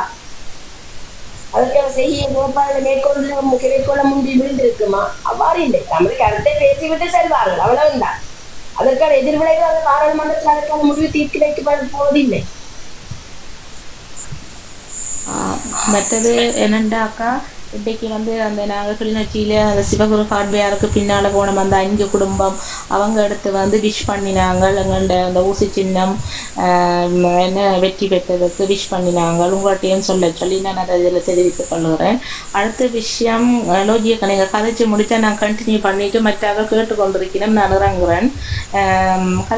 கதைச்சிட்டு குளிக்க போகட்டா? நீங்கள் என்னோட கேள்வி இருந்தால் கேளுங்க. இது மெட்டதக்கா இதுதான் என்ன பிரச்சனை என்றால், சரியான முறையில வந்து பிரச்சாரம் நீங்க அங்க எப்படி செய்தீங்களோ சரியா. கிளிநொச்சி மாவட்டத்தை பொறுத்த மட்டும் வந்து ஒவ்வொரு வீடா போகையில சும்மா ரண்டமா ரோட்ல தான் கிளிநொச்சி மாவட்டத்துக்குரிய வேட்பாளர்கள் தா கிருஷ்ணா, தா அன்பழகன். இந்த 2 பேரும் வேட்பாளர்கள் செய்திக்கிறோமா? ஏன் அன்பழகன் வீடு வீடா செல்லாம 6500 ஓட்டு எடுக்க முடியுமாண்டா? ஏன் அன்பழகன் களத்துல இறங்கி தேர்தல் பரப்புரை செய்யல? செய்வதற்கான ஆதாரம் உங்களிடம் இருக்கிறதா? இருந்தா காட்டு. ஏன் போயில? இவர்கள் வந்து யாழ் மாவட்டத்துக்கான தேர்தல் உடுப்படி தொகுதி தான் இவன் பிரிவு. தேர்தல் எந்தெந்த தொகுதியில இவர்கள் நியமிக்கப்பட்டார்களோ அதுலதான் இவர்கள் கூடுதலான அக்கறை செலுத்தணும். எதற்காக இவர்கள் மற்றவர்களுடைய தேர்தல் தொகுதி போகணும்? அப்படி இருந்து இவர்கள் சீரமாக வந்து போய் செய்திருந்தார்கள். அப்போ நீங்கள் தெரிவு செய்யப்பட்ட அப்படி என்றால் ஏன் அன்பழகன் போய் செய்யவில்லை? அன்பழகன் டீமே இறங்க இல்லை. ஆதாரம் உள்ள இருக்கிறதா? அப்படி ஒரு அவ்வாறு இது கேட்கல. எதற்காக யாழ் மாவட்டத்தில் இறங்கி அங்க தொகுதிக்கு நிர்ணயிக்கப்பட்ட இவர்கள் மீது இந்த குற்றச்சாட்டை நீங்க முன் வைக்கிறீங்க? அப்படி யாரை காப்பாற்ற முற்படுறீங்க? இல்லை, நான் யாரையும் காப்பாற்ற முற்பட இல்லை. சரியான முறையை செய்தா அந்த ஓட்ஸ் வந்து கிடைச்சிருக்கும். கிருஷ்ணா குற்றச்சாட்டு தங்களுக்கு அவரால் சொல்லப்பட்ட விடயம் தங்களுக்கு நோட்டீஸ் சரியில்லை, உரிய முறையில செயல்படுத்தப்பட குற்றச்சாட்டு வைக்கிறார். அப்படி என்றால் இந்த லோஜியக்கா சொன்ன மாதிரி உங்களுக்கு குழு ஒருங்கிணைக்கப்பட்டதா? குழு நியமிக்கப்பட்டிருந்ததா? நீங்க அதற்கான ஏற்பாடு செய்து கொடுத்தீர்களா? அப்படியானால் ஏன் நீங்க செய்து கொடுக்கவில்லை? மைந்தன், 1 செகண்ட். லோஜியக்கா வந்து ஒரு ஜென்ரல் அட்மின் ஒர்க்கையும் செய்து ஒரு செக்ரட்டரி செய்ய வேண்டிய வேலையும் செய்து இவ்வளோ பிரச்சாரம் செய்திருக்கிறாள். அவளுக்கு டைமே கிடைக்கல. இனி கூட விசிட் பண்ணது லோஜியக்காவும் பிரகாஷ் அண்ணையும் தான். அதைத்தான் ஐயா நான் சொல்றேன் ஐயா. என்னென்றால் கிளிநொச்சி மாவட்டத்தினுடைய தேர்தல் பரப்புரைகளில் யாழ் மாவட்டத்துக்கு தெரிவு செய்ய தொகுதிக்கு செய்யப்பட்டவர்கள் அங்க மக்கள் அதிகமா இருக்கிறார்கள். அதுக்கு போகத்தான் அவருக்கு நேரம் காணும். அவர்கள் இங்க இப்ப இதுல நடந்திருக்கேன்னு சொன்னா அங்க போங்க இங்க வாங்க ஆக்களை மாத்தி கலைச்சு இவர்களை உளவியல சரிப்படைய வைத்து அதனூடாக இந்த வாக்கு சிதறடிக்க வைக்கப்பட்டுள்ளதா என்கிற சந்தேகம் இதனூடாக எழுப்பப்படுகிறதா இல்லையா? இதுதான் கேள்வி. எனக்கு கவலை என்னன்னு சொன்னால், ஒரு நாள், அதாவது சாட்டர்டேன்னு நினைக்கிறேன், சாட்டர்டேயோ சண்டேயோ தெரியா, இவ கிளிநொச்சி போனோம், சண்டேயா சாட்டர்டேயா, ஒரு நாள் ஹோல் டே இவன் இங்கே இருந்து கிளிநொச்சி போயிட்டு திரும்பி வந்திருக்கிறான். அன்றைக்கு அந்த ட்ராவலிங்கை தவிர வேறு ஒரு விதமான பிரச்சாரம் வேறு ஏரியாவில் நடக்கல, என்ன தெரிஞ்ச மாட்டேன். சரி, அப்போ முதலே நாங்கள் பிளான் பண்ணியிருந்தோம்டா கிளிநொச்சிக்கு போகாமல் விட்டுருந்தால் கடைசி நேரத்தில் இதே தங்கண்ட ஏரியாவில் ஏரியாவை மிஸ் பண்ணிப்போம். நம்ம பிரகாசனையும் லோஜியக்காவும் அந்த ஏரியா அது கவர் பண்ணியிருக்கலாம். நான் சொல்கிறேன் சரியோ இல்லையோ லோஜியக்கா? கவர் பண்ணிருக்கலாம். அன்றைக்கு நாங்கள் ஊர்தி கொண்டு செல்ல வேண்டிய தேவை ஏற்பட்டது. ஊர்தி கொண்டு போகணும், ஊர்தி வந்து கிளிநொச்சி மாவட்டத்துக்கு செல்ல வேண்டும் என்ற நோக்கத்துல நாங்கள் போனாங்க. ஆனால் நாங்கள் இங்க கூட செய்திருக்கலாம். மற்றது வந்து இன்னும் ஒன்று அண்ணா, அதுல வந்து அங்கத்த மக்கள் வந்து எங்களுக்கு கூடுதலாக அழைப்பு ஏற்படுத்தி இருந்தால் இந்த இடத்துக்கு நீங்க வாங்கோ, இந்த இடத்துக்கு வாங்கோண்டு. எனக்கு ஒற்று பொது மகன் வந்து என்னை அழைப்பை ஏற்படுத்தி இருந்தா கூட நான் அந்த இடத்துக்கு செல்ல வேணும், மக்களை சந்திக்க வேண்டும் என்று விரும்பினால்தான் நான்.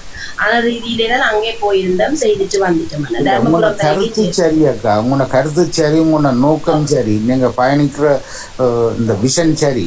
ஆனா என்ன சொல்லுங்க அப்ப நீங்கள் ரெண்டு இங்க செய்திருக்கீங்க. இவ்வளவு ஏரியாவை உங்களால கவர் பண்ணீங்க. இப்போ நானே இடத்துல கேட்டேன், நான் வட்டுக்கோட்டை தொகுதிக்கு அங்க போகணும் இங்க போகணும் அப்படி இப்படின்னு ஒரு இடம் நான் போக இல்லை. இப்ப முந்தின நாள் ஒரு லேடி வந்து உள்ளுக்கு இருக்கணும், அவாக்கு தெரியாத போடணும், சின்னத்துக்கு போடணும். அப்போ எங்களாலும் ஒரு அளவுக்கு தானே கவர் பண்ணலாம். அதுக்காகத்தான் நாங்கள் 9 பேரை போட்டது. கணேசையா, இந்த கிளிநொச்சி தொகுதி தொடர்பா உங்களோட கருத்து என்னையா? கிளிநொச்சி அந்த தொகுதி வந்தப்பன் உண்மையா வந்து அங்க இருந்த வாக்காளர்கள் வேலை செஞ்சிருக்க வேணும்.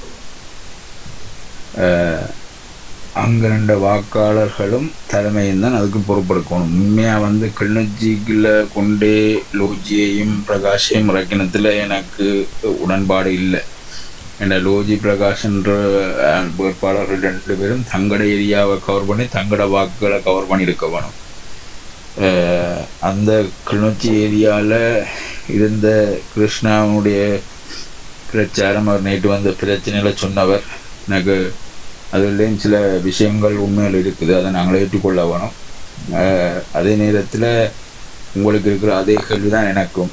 இவ்வளவு வீடு வீடாக இறங்கி தெருக்களாக மக்களை சந்தித்து எத்தனையோ கேள்விகளுக்கு முகம் கொடுத்து இந்த தலைமையை தற்காத்து கொண்ட லோஜிக்கும் பிரகாஷுக்கும் கிடைக்காத வாக்குகள் எவ்வாறு அறிவன்பனுக்கு கிடைத்தது?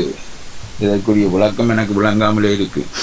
இப்போ அறிவன்பன் என்கின்றவர் உண்மையிலேயே ஒரு பொதுநல செயற்பாட்டாளராக இருந்து கிளிநொச்சி பிராந்தியத்திலேயும் பஞ்ச பிரதேசத்திலேயும் பெரிய அளவில் தெரியப்பட்ட ஒரு ஆளாக, மக்களால் அறியப்பட்ட ஒரு ஆளாக இருந்திருந்தால் ஒருவேளை அதை ஏற்றுக்கொள்ளலாம். ஆனால் இது எவ்வாறு நடந்தது என்பது எனக்கு இன்னுமே புரியாத ஒரு புதிராக இருக்கிறது.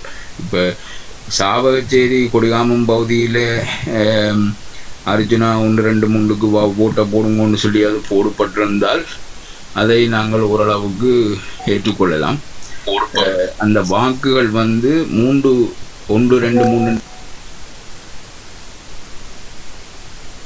விடைக்கான வாக்குகள் இந்த சாவச்சேரி இந்த பகுதியில் இருந்த வாக்குகளாக தான் அந்த முதலாம் நம்பருக்கு விடப்பட்டிருக்கும். இப்போ லோஜி சொல்கிற மாதிரி அர்ஜுனாக்கு 20,000 வாக்கு விலைக்குள்ள அவை 1 2 3 அந்த அதை முன்னிறுத்தி பிரச்சாரம் செஞ்சபடியால் அந்த 1 கூடுதலான நம்பர்கள் சாவச்சேரியில் விழுந்திருக்குமோன்னு நான் யோசிக்கிறேன்.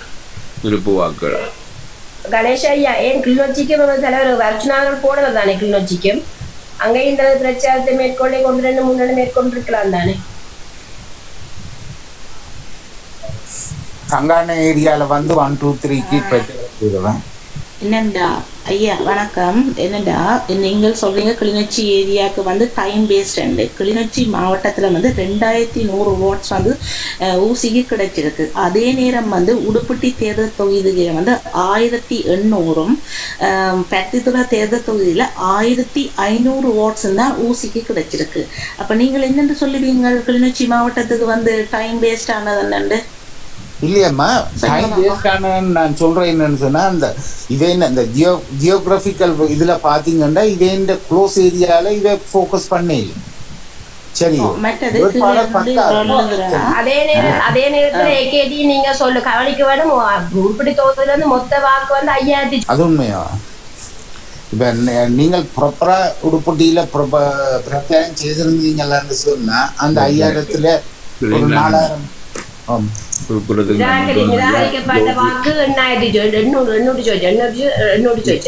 லோஜி பிரகாஷ் பின்லான் ஏகேடியின் எல்லாரும் தளத்தில் இருக்கிற எல்லாருக்கும் நான் சொல்கிறேன் என்றால் இந்த எலெக்ஷன் முடிஞ்சுது. இதில் நாங்கள் சில விஷயங்களை கற்றுக்கொண்டு அடுத்தது என்ன செய்ய போகிறோம்ன்றது கதைக்கோணுமே தவிர சும்மா நாங்கள் ஒருத்தர் இதில் என்னடா இதில் ஒரு அடுத்த கட்ட தேர்தலுக்கு நாங்கள் செல்ல வேண்டுமா இருந்தால் ஐயா வந்து இதுல என்ன நடந்தது, இங்க என்ன சரி செய்யப்பட்டது என்னதான் முதல் இந்த கள ஆய்வு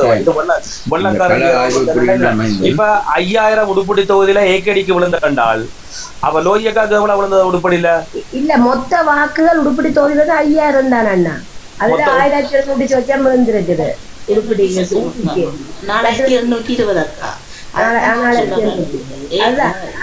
அதுல 1000 சொச்சம் 1200 சொச்சம் விழுந்திருக்குது. 800 வாக்குகள் சிதறடிக்கப்பட்ட வாக்குகள், மற்ற வாக்கு போடாத ஆட்கள். இப்போ எந்த ஆதங்கம் என்னன்னா, நான் உங்களுக்கு தான் சப்போர்ட் பண்ணுவேன். இதில் யார் வழியினம் நான் குழப்பறேன், நான் குழப்பில்லை. நான் இவ்வளோ காலம் இந்த தளத்தில் வந்து பயணிக்கிறேன், பிள்ளை சரியாக கதைக்கிறேன், எல்லாம் செய்கிறேன். ஆனால் லோஜியக்காக்களும் ஊசிக்கு வாக்கு வரணும். நாங்கள் என்ன சொன்னது, ஊசி சின்னத்துக்குரிய கிளிநொச்சி வேட்பாளர்கள் தவறு, தலைமை இதுல தவறு செய்கிறது நான் வெளிப்படையாக குற்றம் சாட்டுறேன். இது எந்த கருத்து. இப்ப என்னன்னா, கிளிநொச்சி மாவட்டத்துல 2 வேட்பாளரை நீங்க தெரிவு செய்யல, அதற்கேற்ற மாதிரி ஏற்பாடு செய்து அவர்களை களத்துல இறங்கி நீங்கள் போராட. நான் அர்ஜுனா அண்ணாவுடைய கிருஷ்ணா அண்ணா எனக்கு தொலைபேசி போட்டு, ரகுராமண்ணா எனக்கு சரியில்லை, தங்களுக்கு 3 லட்சம் ரூபாய் காசு மட்டும் கிருஷ்ணா அண்ணா என்ன கேட்டுவேன். சரிதானே? அப்ப அதுக்கு நான் இதுல வந்து நான் கதைக்கிறேன்னு சொன்னேன். அப்ப எனக்கு சொந்த அண்ணா வந்து என்ன 3 லட்சம் ரூபாய் காசு வேணும், நாங்கள் நோட்டீஸ் அடிக்கணும், கலண்டர் மாதிரி அடிச்சு கொடுக்கணும்னு கேட்கிறேன். அப்ப தலைமையால அவைகளுக்கு அந்த காசு ஒதுக்கப்படையில. அப்ப தேர்தல் செலவுக்காக மக்கள் பணம் கொடுத்தார்களா இல்லையான்றதை மக்களை நீங்களே முடிவு செய்து கொள்வோம். அப்ப காசு கொடுக்கப்பட்டது என்றால் ஏன் கிளிநொச்சியில உள்ள அவர் சொந்த அண்ணா 3 லட்சம் ரூபாய் காசு அடிச்சு எங்களுடைய கேட்டவர். அப்புறம் சொன்னா மக்கள் மத்தியில கேட்கிறவன் இதுல யாரு மற்ற அண்ணா ரகுராமும் இருந்தவர், இவரும் இருந்தவர். அப்ப இதுக்கு என்ன நடந்தது? அவரு கடைசியா சொல்லியிருந்தார் கிருஷ்ணா, நான் கடைசி என்னோட ஆபரேஷன் ஒன்று இருக்குது, இந்த விடயத்துக்கூடாக நாங்கள் சரியா சேர்ந்தோம்டா, கடைசியா நாங்கள் வெற்றி வாய்ப்பு இருக்கக்கூடிய என்னோட திட்டம் இருக்குது. ஆனா நான் அவரோட கதைக்க மாட்டோம். எனக்கு ஒரு விஷயத்தை நான் அறிஞ்சோனேன் என்றால், உண்மையில இந்த கிருஷ்ணாண்டவர் மிக ஆளுமையான ஒரு மனிதன். அவரை வந்து அதுக்கப்புறம் தான் நான் சொன்ன வந்து அவரை ஆக்சுவலா ஊடக பேச்சாளராக போட்டிருந்தா கதை வேறையா போயிருக்கும். ஆனா என் குடும்பத்துல 2 பேரும் ஆளுமை, ரகுராமண்ணையும் ஆளுமை, கிருஷ்ணானே நல்ல ஆளுமை. இந்த 2 பேருமே இருந்திருந்தா மயூரன் எல்லாம் அவன் தூசுக்கு வராது. கிருஷ்ணான தூசுக்கே மயூரன் கிட்ட நிக்கலாம். அவ்வளவுக்கு ஆளுமை மிக்க ஒரு பேச்சா அவரை நான் பேசிய ஓட அந்த குறிப்பிட்ட நிமிடங்களுக்குள்ள நான் அவதானிக்க முடிந்தது. இடத்துல நினைக்கிற 40 நிமிடம் உரையாடல் அது. அப்போ நீங்கள் நிகழ்ச்சிகளை சரியான முறையில ஒரு ஒழுங்குபடுத்தி அந்த களமுனையை நெறிப்படுத்தியிருந்தால் அங்க மிக காத்திரமான ஓட்டுகளை வென்றிருக்க முடியும். ஏன் நீங்கள் செய்யல? தவறா பல தடவை சொன்னதான் வாக்கு தடுக்கப்பட்டதா அல்லது திட்டமிடப்பட்டு இவர்களை தலைவர் கட்சியினுடைய தலைவர் முடக்கினாரா? அது என்ன நடந்தது? உடைச்சு பேசுவோம் வெளியில. சரிம்மா, இப்ப இனி உடைச்சுத பேசி இனி இருக்கிற பிளவுகளையும் கூட்டாதீங்க. இல்ல நீங்க சொல்றது என்ன சொல்றேன், நீங்க சொல்றது சரி. நாங்கள் எங்கண்ட தவறுகளை கற்றுக்கொள்ள வேணும். நான் சொல்லிக்கொள்ள விரும்புறேன். நான் உங்க திரும்ப திரும்ப ஒன்றே சொல்ற விரும்புறேன். இதுக்குள்ள என்ன நடந்தது? இவர்கள் யார்? ஏன் நீங்களே கண்டுபிடிங்க. கண்டுபிடிச்ச விடையை நீங்களே எழுதி கொள்ளுங்க. இதைத்தான் நான் சொல்றேன். இல்ல என்ன சொல்லுங்க, கம்யூனிகேஷன் வந்து இந்த டீமுக்குள்ள இல்ல. அதுதான் கம்யூனிகேஷன் இல்லையா அல்லது கம்யூனிகேஷன் தடுக்கப்பட்டதா? இதான் பிரச்சனை. கம்யூனிகேஷன் தடுக்கப்பட்டதா அல்லது கம்யூனிகேஷன் இல்லாம இருந்தா? இதான் கேள்வி. உங்களுக்கு கம்யூனிகேஷன் சொன்னால் உங்களுக்கு தொடர்பு அழைக்கப்பட்டதா? அந்த தொடர்புகள் உங்களால் தடுக்கப்பட்டதா அல்லது அது புறக்கணிக்கப்பட்டதா? அப்படி புறக்கணிக்கப்பட்டதா ஏன் புறக்கணிக்கப்பட்டது? அப்படி புறக்கணிக்கப்பட்டது சொன்னால் நீங்கள் யாரை காப்பாற்ற அல்லது யாருடைய நிகழ்ச்சிக்கு நல்ல நீங்க வேலை செய்தி. ஓகே அண்ணா, 1 மினிட். நான் உண்மையா இதுல வந்து கதைக்க வந்த விஷயம் வேற. நான் உண்மையா கணேஷ் ஐயாவோட கதைக்கிறதுக்காக தான் வந்தேன். எனக்கு இதுல வந்து உண்மையா அரசியல் தெரியாது. நான் அரசியல்வாதியும் இல்லை. எனக்கு அரசியல் என்றாலே என்னன்னு தெரியாது. உணங்குதா ஐயா? நேற்று நீங்க சொன்னீங்கள் ஸ்ரீதரன் ஐயாவோட நீங்க கதைச்சதாக. அப்படி என்றால் ஏன் நீங்கள் எங்களை அந்த பிரச்சார நடவடிக்கையில் ஈடுபடுறதுக்கு எங்களோட டைம் வேஸ்ட், எங்களுக்கு நடந்துருந்த உடம்பெழுப்புகள், எங்களோட கஸ்டமருடைஞ்சது, மற்றது அண்டைக்கு ஒரு நாளைக்கு மட்டும் 25,000 சாப்பாட்டுக்கு முடிஞ்சது. அப்படி நீங்கள் இப்படி கதைச்சது கேமா சொல்றீங்களா அல்லது கருத்தாடுகளை கண்டுபிடிக்கிறதுக்காக இப்படி செய்வீங்களா என்னன்னு எனக்கு தெரியாது. எனக்கு நேற்று சரியா உடைஞ்சு போனேன். இல்லை அன்றைக்கு வந்து இப்போ நாங்கள் லொஜியக்காவே அந்த ஊர்தியை கொண்டு வந்த அண்டு வந்து சனிக்கிழமை கொண்டனவோ எங்களுக்கு வந்து 25,000 சாப்பாட்டுக்கு செலவு, டைம் வேஸ்ட். நாங்கள் ஒவ்வொரு வீடாக அந்த அறிவியல் நகரில் இறங்கி செய்து எங்களுக்கு உடம்பெலுப்பு, கால் நோய், எவ்வளோ கஷ்டம். எங்களோட வாடிக்கையாளர் இந்த வேலையை விட்டு நான் அந்த டைமில் அந்த வெயிலுக்கு போய் செய்வது என்ன இப்படி சப்போர்ட் பண்ண ஐயா. அந்த தேர்தல் செலவுக்கு அந்த 25,000 ஆறு செலவு செய்தது. செலவு செய்தாரு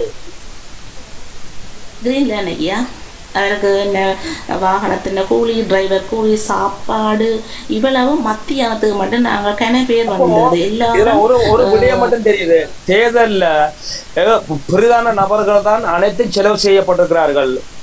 இல்ல அது புள்ளையான தகவல் மைந்தன். சரியோ, எந்த ஊர்தி போன பிறகும் அது முதல் நாள் நான் சாப்பாடுகளில் இன்வால்வ் பண்ண இல்லை, அதுக்கு அடுத்த நாள்ல இருந்து தான் நான் சாப்பாட்டை பே பண்றேன்னு சொல்லி எந்த டிரைவர் பே பண்ணி கொண்டிருந்தவன். சரியோ, உண்மை என்று கதைக்க வேணும். அது எந்த ஊர்தி போகும் மட்டும் லோஜி அக்கா ஓட்டோவில் தெரிஞ்சவா தண்ட காசை செலவழித்து பிரகாசன்ன தண்ட வாகனத்தை எந்த ஊர்தி போனால் அப்புறம் பிரகாசன்ன தண்ட வாகனத்தை பாவிச்சவர், தண்ட பெட்ரோல் அடித்தவர், எல்லா இதுவும் செய்தவர். சரி, இந்த சாப்பாடு நான் நேற்று சொன்னேன், எனக்கு எவ்வளோ முடிஞ்ச அந்த அதில் எல்லாம் இந்த சாப்பாடு கணக்குகள், இந்த டீசல் கணக்குகள், இந்த டிரைவருக்கு நான் கொடுத்த கணக்குகள்.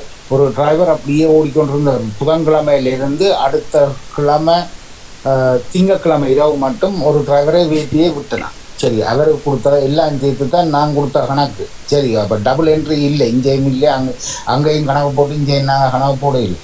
அதே நேரத்தில் ஒன் டாப் ஆஃப் தட் லோஜி அக்கா கிட்டத்தட்ட 4 லட்சத்துக்கிட்ட செலவழிச்சிட்டு போகணும். பிரகாசனைக்கு கிட்டத்தட்ட 5 லட்சத்துக்கிட்ட முடிஞ்சிட்டு போகணும். இதுல நான் ஒன்றை செய்ய வேணும். எனக்கு அந்த முதல் நான் ஆரம்பத்துல நான் சில பணத்தை செலவழிச்சு நான் பிரயாணத்தை மேற்கொண்டிருந்தாலும் பிறகு எனக்கு மயூரன் இந்த களத்துல இருக்கிற ஒரு ஆதரவாளரால் அந்த கார் போக்குவரத்துக்கான செலவை என தான் பொறுப்பேற்றுக் கொண்டிருந்தார். அதற்கான பணத்தை எனக்கு பேசியிருந்தார். அவருக்கான செலவுகள் நான் கொடுக்கப்பட்டேன். போக்குவரத்துக்கான செலவு இப்படி ஐயா நீங்க 2 பேரும் கேமா கருத்தாட கண்டுபிடிக்கிறதுக்கு செய்தீங்களா? எனக்கு தெரியாது, எனக்கு இந்த அரசியலே தெரியாது. ஒரு நிமிஷம் அக்கா, ஒரு சாதாரண பாமரகன் அல்லது ஊடகங்களுடைய செய்திகளை நாளாந்தம் படிக்கிற ஒரு வாசகனுடைய கருத்து, இந்த தேர்தல் களம் ஆரம்பிக்கப்பட்ட நாள் இந்த முதலாவதாக குழப்பத்தை ஏற்படுத்தியவர் கிருஷ்ணா. சரி, கிளிநொச்சி மாவட்டத்துக்கு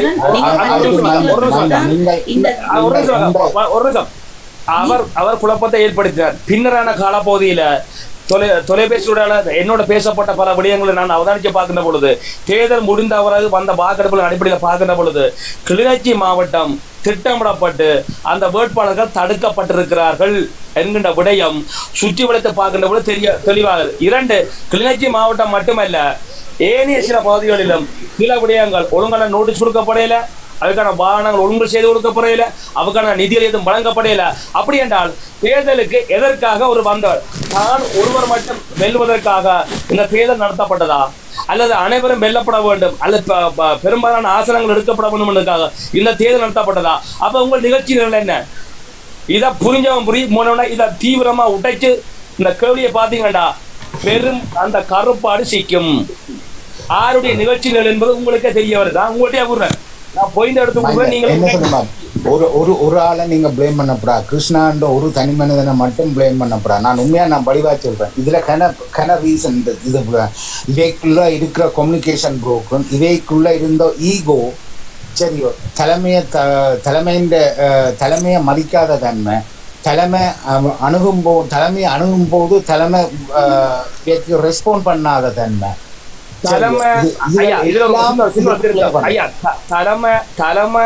தலைமையினுடைய அணுகுமுறை சரியாக இருந்திருந்தால் அந்த வேட்பாளருடைய அணுகுமுறை சரியாக இருந்திருக்குமா இல்லையா? ஒன்று கேள்வி. இரண்டாவது, தலைமை திட்டமிடப்பட்டு அணுகுமுறையை மாற்றி அமைச்சு இவ்வளவு குழப்பத்தில் ஆழ்த்த வேண்டும் அப்படி நடந்து கொண்டதா? அது திட்டமிடப்பட்ட நிகழ்ச்சி ஒரு வரைவா? இது என்ன? மக்களை உங்களுடைய நான் விட்டு விடுறேன். கனவுடைய நீங்க இப்ப திருப்பி ரிப்பீட் பண்ணி பாருங்க, உங்களுக்கு விஷயம் பழங்கு.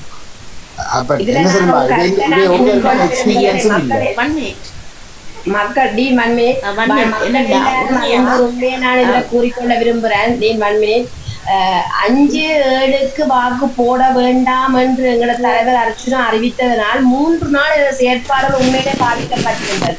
நான் மிகுந்த வேதனை அடைந்திருக்கிறேன். அதற்கான காரணம் ஏன் அவர் இவ்வாறு நான் செயற்பட்டு கொண்டிருக்கின்றேன், ஏன் திடீரென்று இப்படி ஒரு தகவலை எனக்கு கொடுக்கின்றார் என்ற ரீதியிலே நான் மனமுடைந்திருக்கிறேன். அதையும் நான் கூறிக்கொள்வேன். மக்களுக்கு தெரியும், ஒரு இடத்திலே தனது பேஸ்புக் பக்கத்திலே 5 போட வேண்டாம் என்ற செய்தியையும் குறிப்பிட்டிருந்தது. அதனால நான் 3 நாள் செயற்பாடு சுத்தமா தலைமை செயற்பட முடியவில்லை என்பதை நான் கூறிக்கொள்ள விரும்புகிறேன். இந்த நேரத்தில் நான் எதையும் உண்மையாக இப்போ நியாயமாக சரியாக கதைக்கின்றனால் சிலரை மறைத்து வைத்து கதைப்பதில்லை. நீங்கள் ஞாபகப்படுத்தியமையால் தான் இதை சொல்ல வேண்டிய சந்தர்ப்பம் வந்தது. நன்றி. உண்மையிலே நான் அதை கூறிக்கொள்ள விரும்புகின்றேன். அடுத்தது மைண்டன் இவைக்கு தேவையான மெட்டீரியல் இல்லாமல் போயிட்டுது. நான் பர்சனலாக டாக்டரோட கதைச்சு காசு அனுப்பி விட்டேன்னா 2-5-7க்கு மட்டும் ஒரு லீஃப்லெட்டை கொடுத்து 15,000 லீஃப்லெட் கொடுங்க உண்டு. அப்போ நான் காசு அனுப்பினது உண்மை, உமக்கு அந்த ரிசீட் அனுப்பினது உண்மை. டாக்டரோட கதைச்ச நான் தேர்ஸ்டே மார்னிங் அவர் சொன்னவர் நான் மன்னார் போகிறோன்னு பார்த்து செய்கிறேன் ஐயாண்டு. இப்போ வெளியில் வரைக்கும் இப்போ இதெல்லாம் பேங்க் அக்கௌண்ட்டுகள் பிளாக் ஆகிட்டுது. அந்த காசு அப்படியே தொங்கிக்குது. சரி, ஒரு டாக்டர்ன்ற பக்கம் அந்த லீஃப்லெட்டல் இந்தியாவில் கொடுக்கப்படையில. கொடுக்கப்பட்டிருந்தால் எங்களோட டிரைவரே அந்த ஏரியாவில் போய் கட்டுக்கட்டாக கொண்டு போய் ஒவ்வொரு கடையிலும் கொடுத்துருப்பாங்க எங்கள்ட ஏரியாவில். அப்போ அந்த டிஸ்ட்ரிபியூஷன் நடக்கல. சரிதானே? அப்போ இது டோட்டல் ஃபெயிலியர் எல்லா ஆங்கிளும். அதுக்கு காரணம் நாங்கள் எல்லோரும் இன்எக்ஸ்பீரியன்ஸ் இன் எலெக்ஷன் கேம்பெயின் பிளங்கு தான். இதில் இருந்து இந்த கற்றுக்கொண்ட பாடங்களை எடுத்து முன்னோக்கி போகணுமே தவிர இதை போஸ்ட்மார்ட்டம் பண்ணி கண்டிப்பாக இந்த விடயம் போஸ்ட்மார்ட்டம் பண்ணி ஆராயப்பட வேண்டியது. காரணம் மக்கள் சம்பந்தப்பட்டிருக்கிறார்கள்.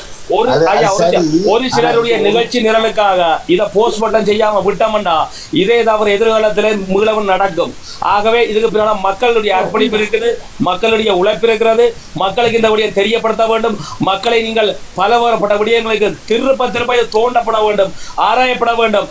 அடுத்த மாநகர சபையில என்ன நடக்க போறோம் என்பதை இப்பவே நீங்க புரிஞ்சு கொள்ளப்பட வேண்டும். இந்த தவறு பெறக்கூடாது. நீங்கள் தவறு விட்டு நன்றி வணக்கம் சொல்லிட்டு போகலாம். ஆனால் இந்த மக்கள், அப்பாவி மக்கள், பாவப்பட்ட மக்கள் ஏமாறக்கூடாது, ஏமாற்றப்பட்டு விடக்கூடாது.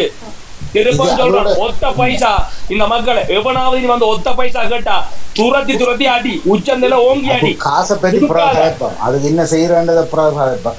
இதுல ரோல்ஸ் மாறிட்டுது. சரி, இது செக்ரட்டரி மயூரன் தான் should be in charge for all these paperwork. என்ன இந்த கச்சேரியில் போய் பெர்மிஷன் எடுக்கிறது, ஐடி செட் பண்ணுறது, இதுகள் எல்லாத்துக்கும் அந்த வேலையை எடுத்து நோதியக்கா விரவாக ஓடி தெரிஞ்சவன். ஸோ எங்கள் பிரச்சாரத்துக்கு டைம் ஆஃபீஸ் ஓப்பன் பண்ணுறதுக்கு பெர்மிஷன் இவா. சரி, எனக்கு எங்கள் மீட்டிங்குக்கு பெர்மிஷன் எடுக்கணும் போலீஸோடு ஏண்டா அது லோஜியக்கா. எல்லாத்துக்கும் நாங்கள் அந்த அட்மின் சைட்டுக்கு லோஜியக்காண்ட இதை பாவிச்சதால அவாக்கு பிரச்சாரத்துக்கு டைம் பத்தல. இப்போ ரோல் மாறிட்டு நீங்கள் செக்ரட்டரி பொசிஷனில் இருந்தால் அதுக்கான வேலையில நீங்கள் செய்திருக்க வேணும். தலைவர் பொசிஷனில் இருந்தால் அதுக்கான வேலையில நீங்கள் செய்திருக்கணும். தலைவற்ற வேலையை சமூகம் இவ மெம்பர்ஸுக்கு போயிடுது. Members some of the things தலைவர் ஓடி தெரிஞ்சிருக்கிறார். காரில் நோட்டீஸ் அடிக்கிறதுக்கு இங்கே இருந்து அங்கேயும் இங்கேயும் ஓடி தெரிஞ்சிருக்கிறார். அப்போ இதில் ஒரு ஆள் இப்போ தானா கிருஷ்ணா மட்டும் நாங்கள் டார்கெட் பண்ணப்படாது. என்னென்னு சொன்னால் தானா கிருஷ்ணா தான் ரிமோட்டஸ்ட் பர்சன் இந்த தளத்தில். சரிதான், இப்போ இந்த தளத்துக்கும் வெரி க்ளோஸான பீப்புள் நோதியக்காவும் பிரகாசனே.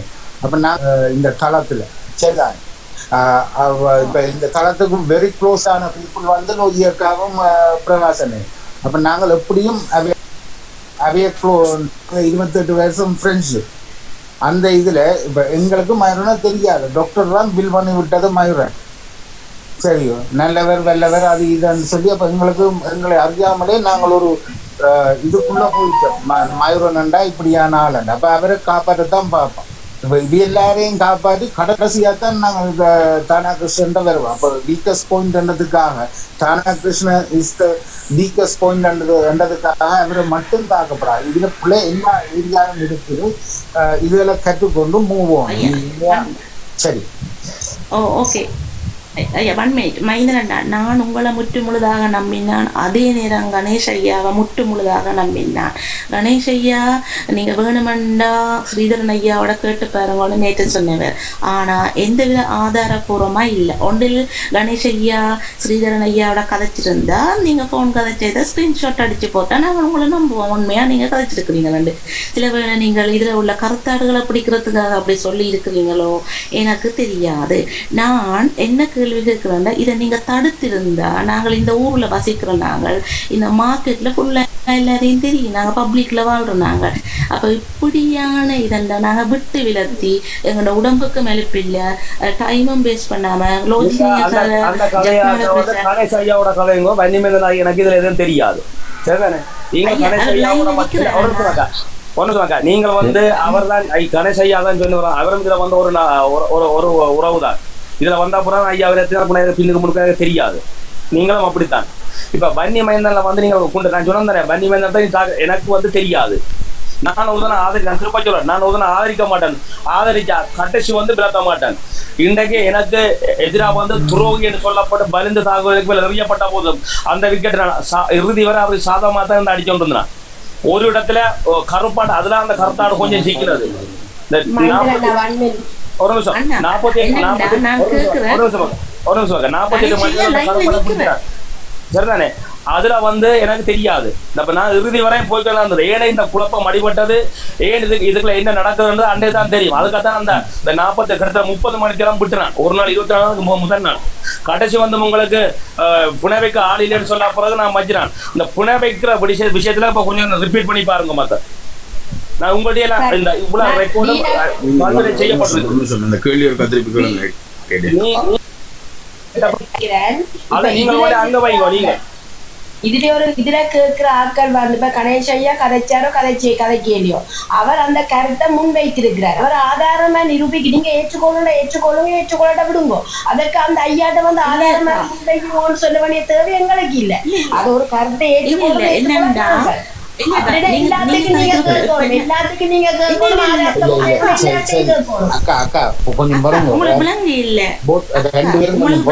நான் என்ன சொல்றேன்டா, அப்ப நாங்கள் என்னன்னு நம்புறது, நாங்கள் எப்படி தொடர்ந்து பயணிக்கிறதா விடுறதா ஒன்றுமே தெரியாத குழப்பமா இருக்குது. அதுதான் நீங்க சொல்லுங்க. அப்புறம் சரி, கணேஷ் ஐயா சொல்லிடுறானே, நீங்கள் ஒழுங்கா அரங்க பேசுறீங்களா? நீங்கள் இந்த தேர்தல் நடைபெற்ற அத்தனை காலத்திலே ஒரு நிமிஷம் அக்கா, நீங்க தேர்தல்ல இறங்கி அறிவிக்கப்பட்டதுக்கு பிறகு கிருஷ்ணாவுடைய அன்பலவுடன் இணைஞ்சு அந்த தேர்தலில் நீங்க வேலை செய்தீங்களா? வேலை செய்ய உங்களுக்கு அனுமதி அளிக்கப்பட்டதா? அதுக்கான ஒத்துழைப்பு உங்களுக்கு தரப்பட்டதா? அப்ப அனுமதி அளிக்கப்படல. அந்த அனுமதி தரத்தது யார்? அண்ணா, நான் தான் எல்லா நீங்கள் கிளிநொச்சியில் இறங்கி வேலை செய்வதற்கான அனுமதியை தடுத்தது யார்? அதுதான் தெரியாதே.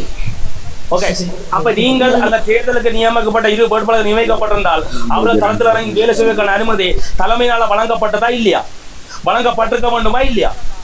அப்ப திட்டமிடப்பட்டு தடுக்கப்பட்டதா? நீங்க அதான் சொல்ல வரீங்களா? திட்டமிடப்பட்டு தடுக்கப்பட்டதா உங்களுடைய நிகழ்ச்சி நிரல்? அப்ப நாங்க சொன்னது மாதிரி அந்த நிகழ்ச்சி நிரலுக்குள்ள இவர் தலைமை உள்ளடக்கப்பட்டதா? அப்படி ஆதிய மந்தத்திலிருந்து நாங்க திருப்பி ரிப்பீட் பண்ணி பார்க்கணுமா? இதைத்தான் நீங்க சொல்ல வரீங்களா? ஒரு நிமிஷம் மைந்தன், ஒரு நிமிஷம் தாங்க. அவன் கேள்விக்கு ஒரு விளக்கம். இந்த அர்ச்சுனா ராமநாதனுடைய வேட்பாளர்களில் பிரகாஷையும் லோஜியையும் தவிர நான் எவருடனும் தொடர்பில் எடுக்கவில்லை. இந்த பரப்புரைக்கு போன ஆட்கள்கிட்ட கூட நான் எந்த விதமான தொடர்புகளையும் நான் வச்சிருக்கவில்லை. நான் உங்களுக்கு யாராவது சொன்ன பரப்புரைக்கு போனோம் என்று இல்லையா? நீங்க நேற்று சொன்னீங்கள் அம்மா, நான் செஞ்சது ராஜதந்திர விளையாட்டு, விளங்குதா? அது நீங்கள் உங்களுடைய வேலைகளை சரியா செய்தீர்களா? நீங்க இப்ப கணேசையா மட்டும்தான் இதை செஞ்சாருண்டா உங்களுக்கு எதிராக அந்த களத்துல 400 வேட்பாளர்கள் இருந்தவர்கள். அப்ப அந்த 400 வேட்பாளர்களுடைய நகர்வுகளையும் சரியா அவதானிச்சு அந்த பிரச்சார யுக்திகளை இதே சாவச்சேரி கொடிகாமம் மற்ற பகுதிகளில் 1, 2, 3க்கு சென்ற யுக்திகளை ஏன் மற்றவைக்கு நீங்க செய்யல? இந்த 1, 2, 3க்கு சரியான யுக்திகள் பாவிக்கப்பட்டிருக்கு தானே. அது ஏன் மற்ற வேட்பாளர்களுக்கு செய்யல? கணேசியா வந்து சொன்னான் அவங்களுக்கு செய்ய வேண்டாமண்டு. இல்லாட்டிக்கு நீங்கள் தேர்தல் பிரச்சாரத்துக்கு போனாங்களுக்கு நான் யாருக்காவது தொடர்பு கொண்டு ஒரு வசனம் சொன்னானா நீங்கள் செய்யாத எங்கள் பிரச்சாரம் போடுங்கோ கிளிநொச்சிக்கு போக வேண்டாமண்டு. இதில் என்ன பிரச்சனை என்றால், அடிப்படையாக என்ன பிரச்சனை என்று சொன்னால், நான் சொல்கிறேன், யாரும் கோவிக்காதங்கோ. இந்த ஊசி கட்சியில் நின்ற ஒரு சிலரை தவிர உங்களுக்கு அரசியல் வடிவாக புரியல. நீங்கள் அந்த அரசியலையும் யார்கிட்டையும் கேட்டு தெரிஞ்சு கொள்றதுக்கும் தயாராக இருக்கல. விளங்குதோ? அப்போ நான் இங்கே என்ன சொல்கிறேன்டா, நான் எவருக்கும் தொடர்பு கொண்டு எதையும் செய்யாதெங்கோ செய்யுங்கோன்னு சொல்லிடுறேன். நான் 2 நபர்களுக்கு நான் அந்த விஷயங்களை சொன்னான். சில வேலைகள் நான் பின்களத்தில் செஞ்சு கொண்டிருக்கிறேன். உண்மையாக எனக்கு இன்னும் டவுட், எப்படி லோஜிக்கு இவ்வளவு போட்டு தான் வந்தது, எப்படி பிரகாஷுக்கு இவ்வளவு போட்டு தான் வந்தது. ஏன்னா அவைகள் செய்த களப்பணி மிக பெரிது. அதுக்குரிய அந்த பெருபொரு கடுமையாக இருந்திருக்கவன். இதில் கன விளையாட்டுகள் நடந்திருக்கலாம். அரசியல்ன்றது அதுதான். விளங்குதா? திடீரென்று நாங்கள் வந்துட்டு ஏகடி வந்துட்டார் 100% நியாயமாக நடக்கும் தேர்தல், அங்கே ஊழல் நடக்காது, லஞ்சங்கள் நடக்காதுன்னு நீங்கள் எதிர்பார்த்தீங்கன்னா நீங்கள் முட்டாள்கள். அரசியல் என்பது ஒரு கேம்பிளிங். இந்த கேம்பிளிங்குள்ள நீங்கள் வந்து நின்று நேர்மையாக நிற்பார்கள் எல்லாரும் என்று சொல்லி எதிர்பார்த்தீங்கன்னா தப்பு. நேர்மையாக நின்று அரசியல் விளையாட முடியாது. இன்றைய பிரகாஷ் இதை கேட்டுக்கொண்டிருப்பார். பிரகாஷுக்கு நான் ஒரு 2 கிழமைக்கு முதல் 3 கிழமைக்கு முதல் போட்ட மெசேஜை கேளுங்கோ. நான் அதில் போட்டு விட்டேன், நான் அரசியலில் 100% ஜெனுவனாக நீங்கள் நிற்க முடியாது, நின்றால் தோல்விதான். கேளுங்க, நான் போட இல்லையாண்டு. இதில் வந்து கணேசையா உங்களுடைய பிரச்சாரத்தில் நான் எந்த விதமான தலையீடுமே செய்யல. ஆனால் அதே நேரத்தில் நான் அங்காளி பக்கத்தை பாதுகாத்து கொண்டு இருந்தேன். அந்த பாதுகாப்பு வந்து அர்ஜுனாவுக்கு எதிரான பாதுகாப்பு வேலையும் இல்லை. கடைசி நாள் வரைக்கும் நான் உங்களோட எவ்வளவு அவமானங்களையும் தாண்டி கொண்டு நான் இந்த தளத்தில் அர்ஜுனாக்காண்டி தான் நின்றுறான். பலிகளை சுமந்து கொண்டு நின்றான். என்னுடைய உடல் நிலையை வைத்து 4 காலில் நடப்பவன் என்று சொன்ன பிறகு நான் இந்த தளத்தில் நின்றான். நீங்க நிற்பீங்களா? என்னுடைய உடல்நிலையை பற்றி கதைக்கிறதுக்கு யாருக்கு தகுதி இருக்கு? 4 காலில் நிற்கிறன்றது. டாக்டர் கூலாக இருங்க, கொஞ்சம் பாருங்க. நீங்கள் இப்போ அப்செட் ஆகிங்க. டீனாக்கா, இந்த அரசியல் உங்களுக்கு புதுசு, எனக்கு புதுசு, இதில் வந்த 9 பேருக்கும் புதுசு, சரிதானே? அரசியல் என்றாலே என்ன முடிக்க விடுங்க டீனாக்கா ப்ளீஸ். என்ன சொல்லுங்க, அரசியல் என்றாலே டிவைட் அண்ட் ரூல். அது என்ன சொல்லுங்க, பிரித்தாளும் தந்திரத்தை பாதிக்கிறது. இவ்வளவுக்கும் நாங்கள் கவர் பண்ணி கொண்டிருக்கிறோம். ஜோவியாக்காவும் பிரகாசனையும் வெலு க்ளோஸ் அண்டு இவைஇந்த க்ளோஸ்னத்தை உடைக்கிறதுக்கு கடைசி நாளில் ஒரு உபாயம் ஒன்று மேற்கொள்ளப்பட்டது. ஆக்குறதுக்கும் மாற்றப்பட்டது. இது நடந்திருக்கா இல்லையா?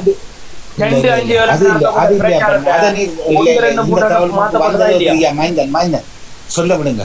சரி, இவ்வளோ வந்த அப்புறம் நான் சொல்லித்தான் ஆகணும். என்னென்னு சொன்னால், நான் ஒரு நெகோசியேஷன் டோர் ஒன்று ஓப்பன் பண்ணி வச்சு கொண்டிருந்தேன். நான் எல்லாரும் இதில் இருக்கிற வாக்காளருக்கு எதிராக கூப்பிடாது, தப்பி தவறி ஒரு காலத்தில் அர்ச்சனாவோடையோ அல்லது தானா கிருஷ்ணாவோடையோ யாரோடையோ ஒரு ஆளோட நெகோசியேட் பண்ணுறேன்னு சொன்னால், ஒரு ஆள் இந்த தளத்திலேருந்து போய் நெகோசியேட் பண்ணக்கூடிய ஆளாக இருக்கும். இப்போ நான் எல்லாத்தையும் உடைச்சி விடுறேன். கடைசி நாள் இவைந்த பிரச்சாரம் எல்லாத்தையும் பார்த்து, அதாவது நான் நினைக்கிறேன் திங்களோ ஞாயிற்றுக்கிழமையும் ஒரு லீஃப்லெட் ஒன்று பிரிண்ட் பண்ணப்பட்டது ஒரு பார்ட்டியால், இதுக்குள்ளே இருக்கிற ஒரு க்ரௌட்டால் பிரிண்ட் பண்ணி லோகியக்காண்டையும் பிரகாஷ் அண்ணையும் அந்த ஒற்றுமையை உடைக்கிறதுக்கு. சரி, அந்த லீஃப்லெட்டில் பிரிண்ட் பண்ணப்பட்ட நம்பர் வந்து 357. சாரி, 357 இல்லை, 237. சரி, அந்த ஏரியாவில் டெலிவர் பண்ணப்பட வேண்டிய லீஃப்லெட் வந்து 257 இன்ஸ்டெட் ஆஃப் 5 சமம் 3. அது வீடியோ கிரீன்லாண்ட் வந்திருந்தது. அந்த ஒரு லைவ்ல வீடியோ ஆகி அது வந்திருந்தது. 237க்கு மட்டும் போடுங்க உண்டு. அப்ப நான் உடனே பார்த்தேன், இதுல இது 7ஆம் நம்பர் இருக்குது, பிரகாசண்ண இன்வால்வோ. உடனே நான் பிரகாசண்ணையை கூப்பிட்டு கேட்டேன், இது யாரப்பா? 10 பேரோ 20 பேர் காசுக்கு டெலிவர் பண்றாங்களா அந்த லீஃப்லெட்டை. 20 பேர் நினைக்கிறேன், 20 பேரோ 10 பேரோ சம்திங். ஒரு ஆளுக்கு 2000 ரூபா டெலிவர் பண்றதுக்கு. யார் இந்த ஆள், யார் இது ஆர்கனைஸ் பண்ணது, யாருக்குள்ளால் ஆர்கனைஸ் பண்ணாண்டு ஆராய்ஞ்சு பார்த்தால் பிடிக்கலாம். என்ன எனக்கு தெரிஞ்ச வீடுகள் அந்த லீஃப்லெட்டை ரிசீவ் பண்ணியிருக்கிறேன். தெரிந்த பாய்ஸ் 1-2 பேர் அதுக்கு அந்த எங்கள்ட கரையோர பகுதிகளோட சேர்ந்த ஆக்கள்னு சொந்தக்காரரும் அந்த டெலிவர் பண்ணுறதுக்கு வேலை செய்திருக்கேன். நான் அதுக்கு இதுக்கு மேலே கீழே இறங்க விரும்பவே இல்லை. என்ன எல்லாத்தையும் மூடி போட்டு போவோம். ஓகே, இது நடந்திருக்கு. கடைசியா இந்த டீம் இதுக்கு இருந்து இந்த 2-3 அடிச்ச நேரத்தில் அந்த விளையாட்டை விட்ட ஆளாரு அது உண்மையா பிரகாசம் இல்ல. யார் அந்த ஆள் ஆள தெரியும் சொல்லுங்க. தெரியாதா அந்த இத 2-3 அடிச்சதா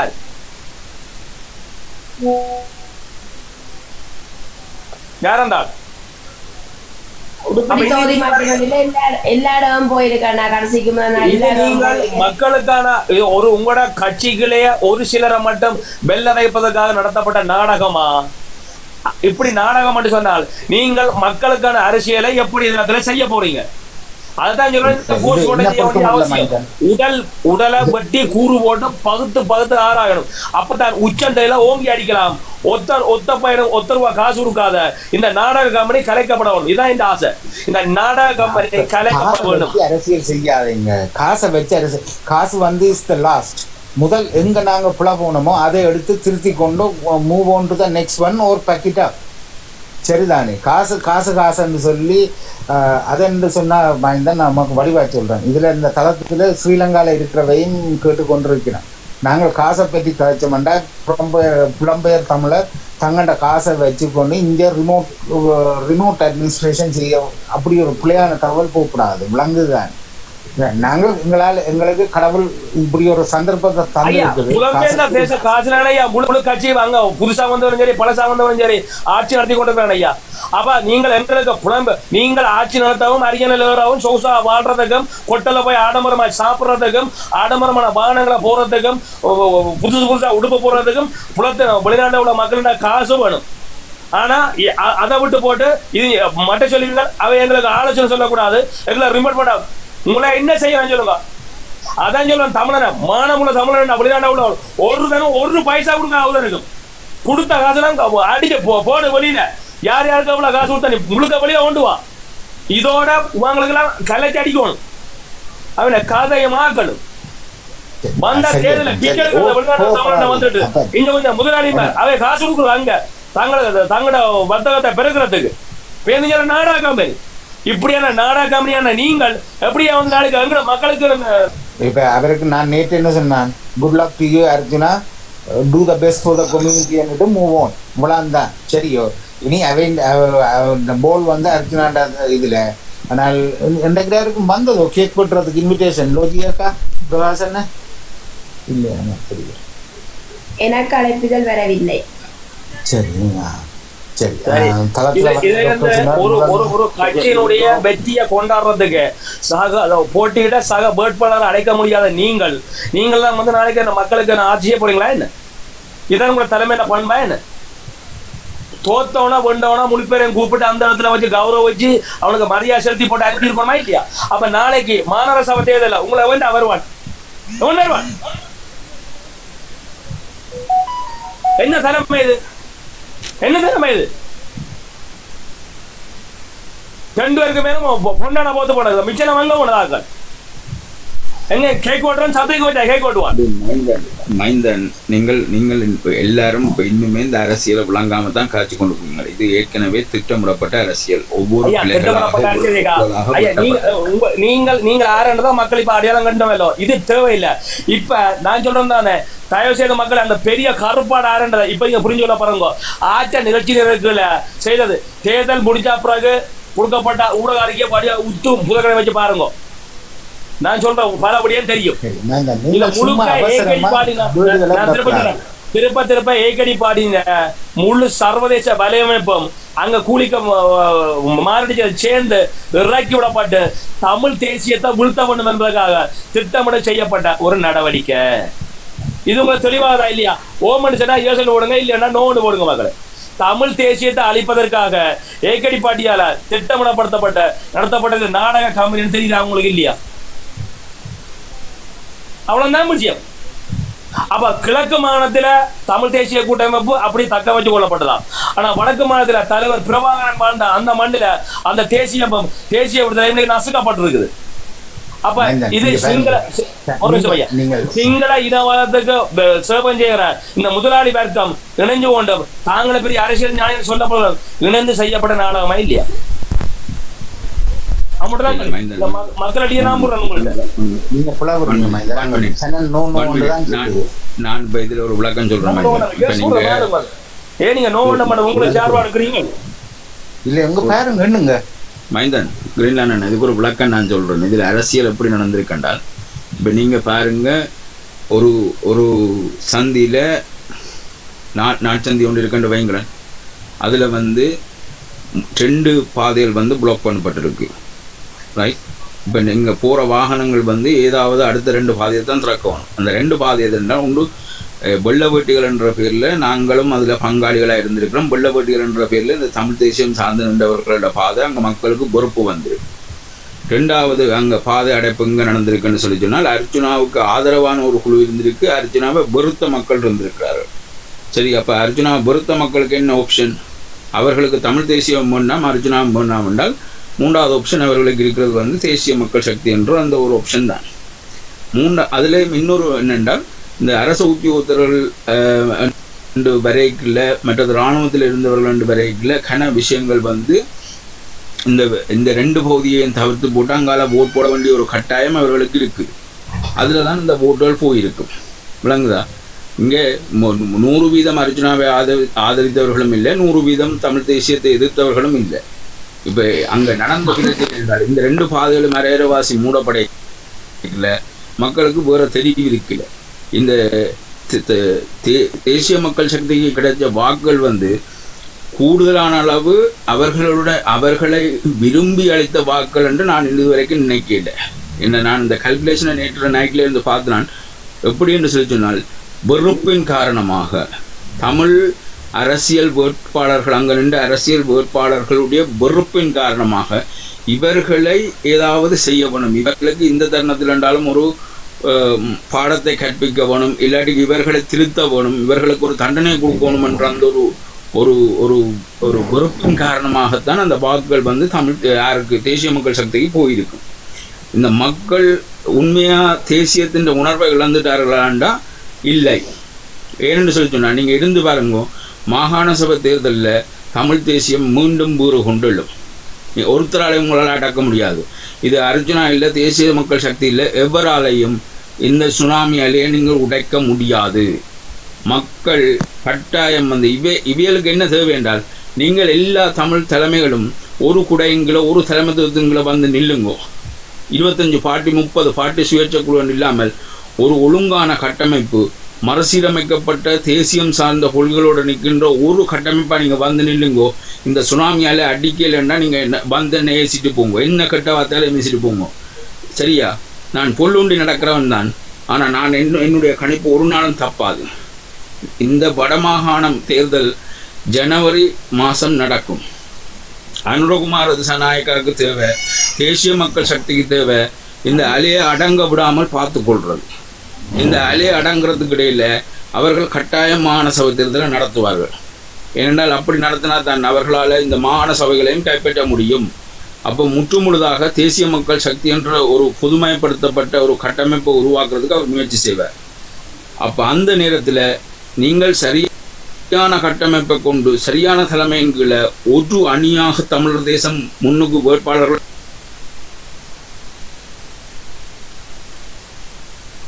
நிறுத்தி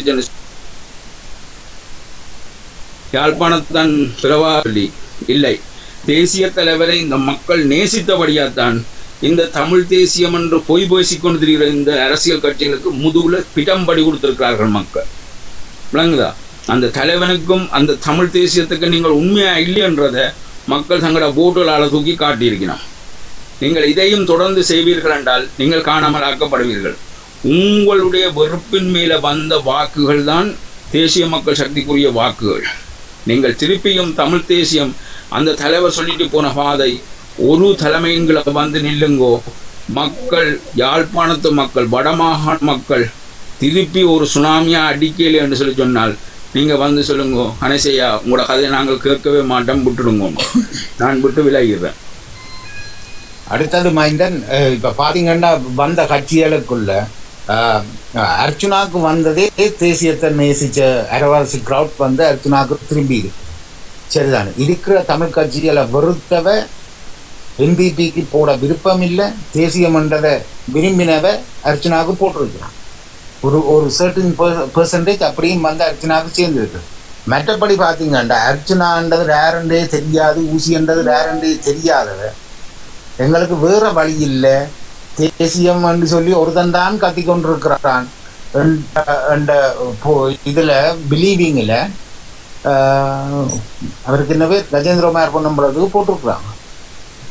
அவற்ற வாக்குகளை பார்த்தீங்களான்னு சொன்னால் இபிடிபி இந்த வாக்குகளும் பார்க்க கூடத்தான் விழுந்திருக்கு அவருக்கு. சரியோ, அங்கேயும் பார்க்க கூட விழுந்திருக்குது, மாம்பழத்திலும் பார்க்க கூட விழுந்திருக்கு, மாநிலம் பார்க்க கூட விழுந்திருக்கு. அதுக்கு காரணம் என்னன்னு சொன்னால் அந்த தேசியம் என்ற வேர்டு. அவற்ற தேசியம் ஜெனுவினோ இல்லையோ என்றது லாஸ்ட் 15 வருஷம் நீங்கள் பார்த்துருக்கிறீர்கள். இந்த சனம் இன்னொரு சான்ஸை கொடுக்குது இவருக்கு. அடுத்த 5 வருஷத்துக்கு இவர் எண்ணிய போறாரு. சரி, அதுவும் அங்க இருந்த ஊழல் காரணமா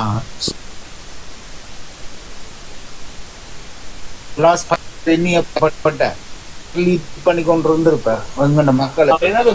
தேசத்துக்காக என்ன செய்தவர் அவர்? கொஞ்சம் பாருங்க, சுபாஷ் ஒரு வேட்பாளரா பார்லிமெண்ட்டுக்கு போயிருந்தாருண்டா அடுத்த முறை போய்க்கு 4 வேட்பாளராக கூட்டிக் கொண்டு போயிருக்கும். அந்த கட்சியை வளர்த்திருக்கும்.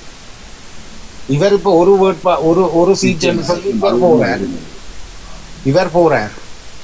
சரியோ, 5 வருஷத்துல இவர் இதே ரூட்டை இதே ரூட்ல 15 வருஷம் பயணிச்சு அதே ரூட்ல பயணிச்சாருன்னு சொன்னா மறுபடி வெள்ளக்குடி வாரம் வெளியில வரும். இவன் கட்சியே இல்லாம போய் அவன் கட்சி விட்ட பெரிய புல சுபாஷை புறக்கணிச்சு போட்டு இன்னொரு ஆளை மேல அனுப்புறாரு. சுபாஷ் வளர்ந்து வரும் ஒரு அரசியல்வாதி. அவர் என்ன செய்தார் ஐயா? ஒரு நிமிஷம் ஐயா. சுபாஷ் தமிழ் தேசியம் என்றால் என்ன ஐயா? தமிழ் மக்களுடைய பிரச்சனையான தீர்வு கண்டு அவருடைய கொள்கையை நிலைநாட்டி செல்வதான் ஐயா தமிழ் தேசியம். அதானே ஐயா சுருக்கமா சொன்னா? அப்படின்னா அந்த தமிழ் தேசிய மக்கள் இந்த மருத்துவ மாபியாக்கள் அடைக்கப்பட இருக்கல. அர்ச்சுனா ராமநாதன் இந்த மருத்துவமனைகளுக்கு எதிராக போராட்டம் செய்யல. அந்த மருத்துவமனையில உண்மையில மக்கள் பாதிக்கப்பட்டிருக்க, எத்தனை அப்பா மக்கள் பாதிக்கப்பட்டிருக்கு. நேரடியாக தாங்கள் சமூக ஊடகங்களே செய்தியை குடிக்கிறது நாங்கள் பாதிக்கப்பட்டது. ஏன் நீங்களும் சட்டத்தில் தானே மருத்துவ மாபியாக்களுக்கு எதிராக நீங்களே ஒரு பொதுநல வழக்கு போடல? இல்ல, அது தலைமையின் பிரச்சனை. அவையின் கட்சி தலைமை பிரச்சனை இல்லையா? நீங்க ஒரு சட்டத்தரணி தலைமை மன்ன, நான் ஒரு சட்டத்தரணி தலைமை. அது இது அரசியல் கட்சி, இது என்ன தனிப்பட்ட பிரச்சனை? நான் ஒரு பொதுநல வழக்கு இந்த தளத்தை ரன் பண்றீர். நான் ஒரு வேலை செய்ய விருப்பம், எனக்கு ஜெனுவினா எனக்கு ஒரு வேலை செய்ய விருப்பம். ஐயா அதுக்குள்ள போகாதீங்க, தள்ளி இருங்கோ.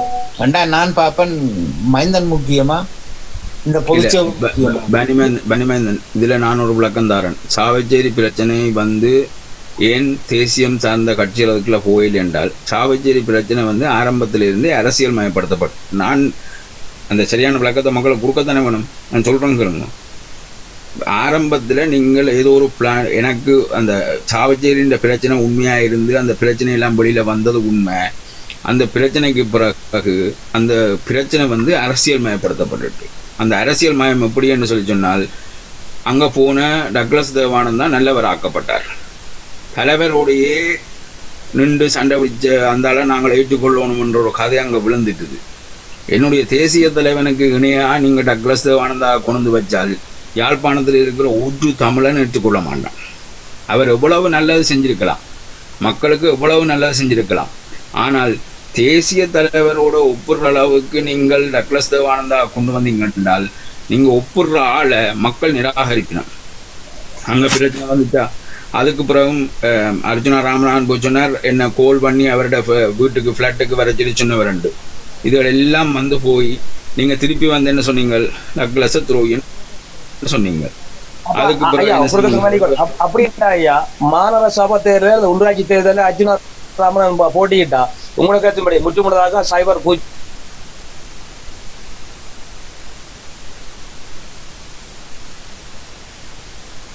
என்னுடைய கைக்கு போகாத அளவுக்கு என்னுடைய செயற்பாடுகள் இருக்கும். 100% நான் அடிச்சு சொல்றேன். நீங்கள் எவ்வளவு பெரிய அரசியல் வித்தகராக இருந்தாலும், உங்களுக்கு பின்னாடி இருக்கிற எவ்வளவு பெரிய அரசியல் சாணக்கியனாக இருந்தாலும், மாகாண சபை தமிழ் தேசியத்தினுடைய கையில விழும். இதுக்கு நான் உத்தரவாதம் தாரன். என்னுடைய மக்களை நம்பி நான் இந்த உத்தரவாதம் தாரன். தமிழ் தேசியம் வடமாகாணத்துல தலை விரிச்சாடும். உங்களால அதை அடக்க முடியாது. அது எவ்வளவு பெரிய கும்பனா இருந்தாலும் சரி. டாக்டர் ஐயா மைந்தன்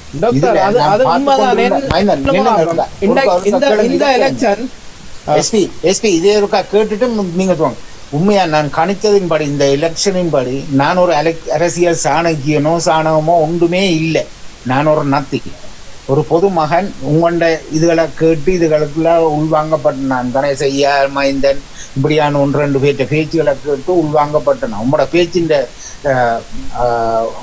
கவர்ச்சி தான் மைந்தன் நான் இதுக்குள்ள நிற்கிறேன். சரியோ?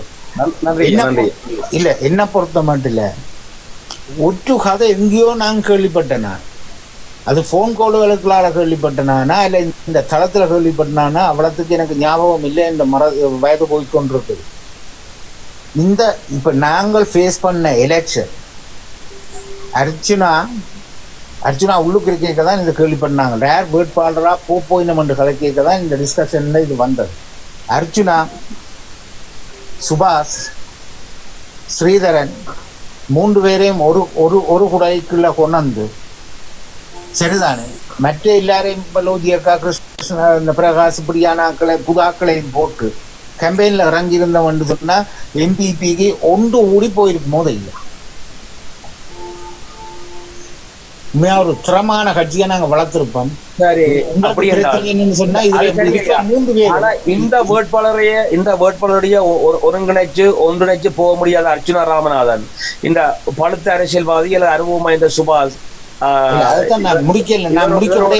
அனுசரிச்சு போவாரா, பயணிப்பாரா?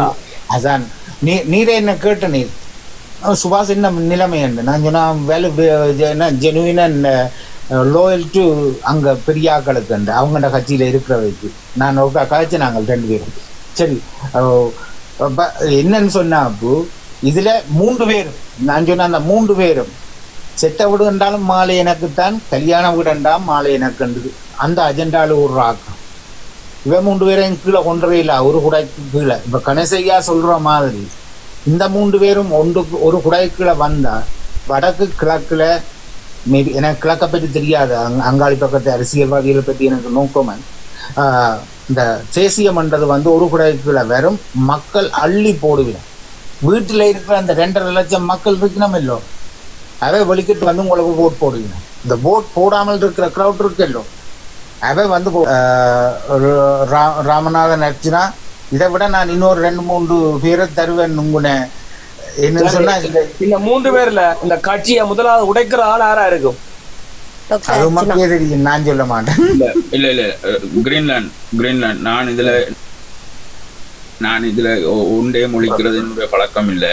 நான் இதுல சொல்றேன், ராமநாதன் அர்ஜுனாவை இதுக்குள்ள கொண்டு வர கடைசி வரைக்கும் நான் இந்த முயற்சியையும் எடுக்க மாட்டேன்.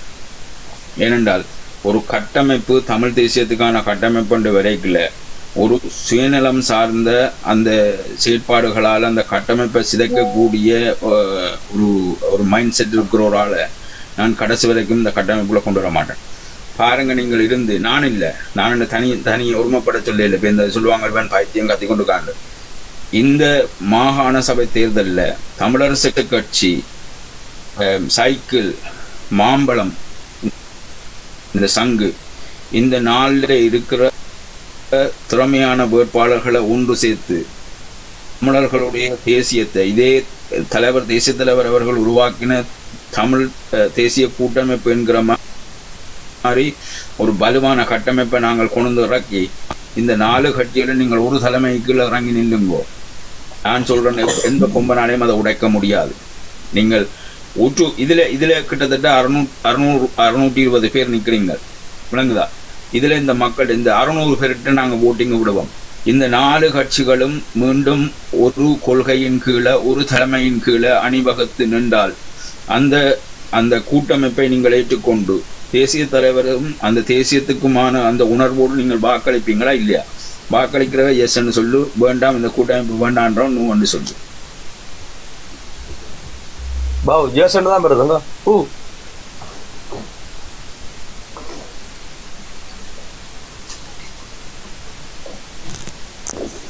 அப்ப தேசியம் செத்து விட இல்லை. டாக்டர் நீங்க சொன்ன மாதிரி ஆனா இப்ப மைந்தன் இங்க வட்டுக்கோட்டை தொகுதியை பாருங்களேன், கடன்லமே மக்கள் நொந்து போயிருக்கணும். ஏன்னு சொன்னா மக்கள் நம்பி வாக்களிச்சவ சுபாஷுக்கு. சரி, ஏன் இந்த பிள்ளை இந்த நிலைமை வந்தது? ஏன் சுபாஷ் பார்லிமெண்ட்டுக்கு போக இல்லை? சரியோ, இதே நேரத்தில் இந்த கட்சியோட அர்ப்பணிப்போட வேலை செய்கிற கன பேர் இன்னும் அந்த பழைய காலத்தில் பழைய ஆக்களோட பயணித்தவ, தங்களோட வாழ்க்கையை அர்ப்பணித்தவ, கண்ண காலம் பழைய கட்டமைப்புகளோட வேலை செய்தவ இப்போ இதே கட்சியோட பயணித்து கொண்டிருக்கணும். அவையின் 2 பிள்ளைகள் பயணித்து கொண்டிருக்கணும். அவையில் ஒருத்தருக்கும் சான்ஸ் கொடுக்கல எலெக்ஷன்ல கேட்கறது. எல்லாரையும் அமர்த்தி போட்டு சுபாஷுக்கு நான் இது ஒரு கருத்தை மக்களோட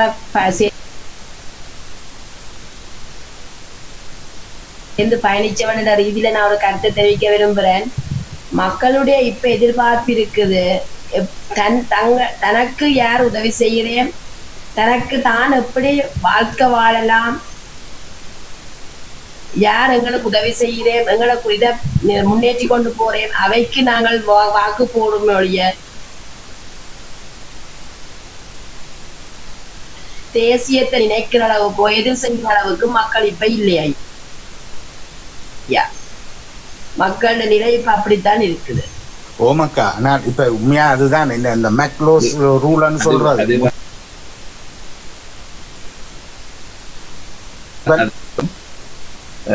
அது என்னென்றால் மக்களுடைய பொறுப்பினுடைய நிலைப்பாடு தான் அது. இன்றைக்கு தமிழ் தேசிய தலைவர் அவர்கள் உருவாக்கின கூட்டமைப்பு அதே கொள்கையோடும் அதே இலட்சியத்தோடும் இன்று வரைக்கும் தொடர்ந்து பயணித்து ஒரு கட்டமைப்பாக இயங்கி இருந்திருந்தால் இந்த இந்த சுயேட்சை குழுக்களுக்கோ இல்லாட்டிக்கு சிங்கள கட்சிகளுக்கோ தேசிய கட்சிகளுக்கோ இந்த வடமாகாண வடக்கு கிழக்கில் வர வேண்டிய தேவையே இருந்திருக்காது. அவங்களுக்கு பயம் இருந்திருக்கும், அங்கே வர்றதுக்கே பயம் இருந்திருக்கும். அவங்க தாங்க வர்றதுக்கு என்ன செஞ்சாங்க? கடந்த 15 வருஷமா ஒவ்வொன்றா உடைச்சாங்க, ஒவ்வொன்றா சிதைச்சாங்க, ஒவ்வொன்றா வெளியில இழுத்தாங்க. இதுல பெரிய பங்கு உண்மையிலே நான் உடைச்சே பேசுறேன், இதுல பெரிய பங்கு புலம்பிக் கொள்கிற இந்த கட்டமைப்புகளுக்கும் இருக்கு.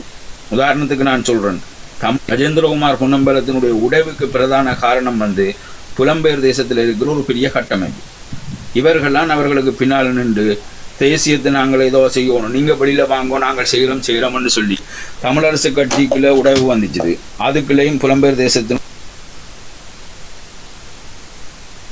பின்னணி இருக்குது, விளங்குதா? இவையில் எல்லாரும் சேர்த்து உடைச்சதை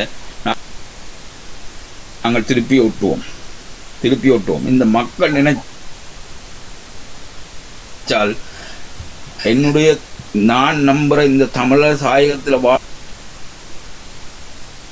வாழ்கிற மக்கள் நினைச்சால் இதெல்லாம் ஒரு பெரிய வேலையே இல்லை. இவர்களுக்கு இந்த பாடத்தை இந்த மக்களால் கொடுக்க முடிஞ்சதுன்னு சொல்லி சொன்னால் இதே மக்களால திருப்பி தேசியத்தை உண்டாக்கி காட்ட முடியும். நீங்க தேசியத்தை நீங்க விட்ட பிள்ளைகளை உணர்ந்து கொள்ளணும். கற்றுக்கொண்ட பாடங்களின் அடிப்படையில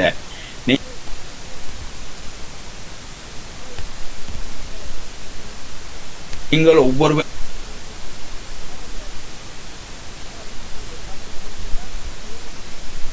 நான் தான் எம்பி ஆகணும், நான் தான்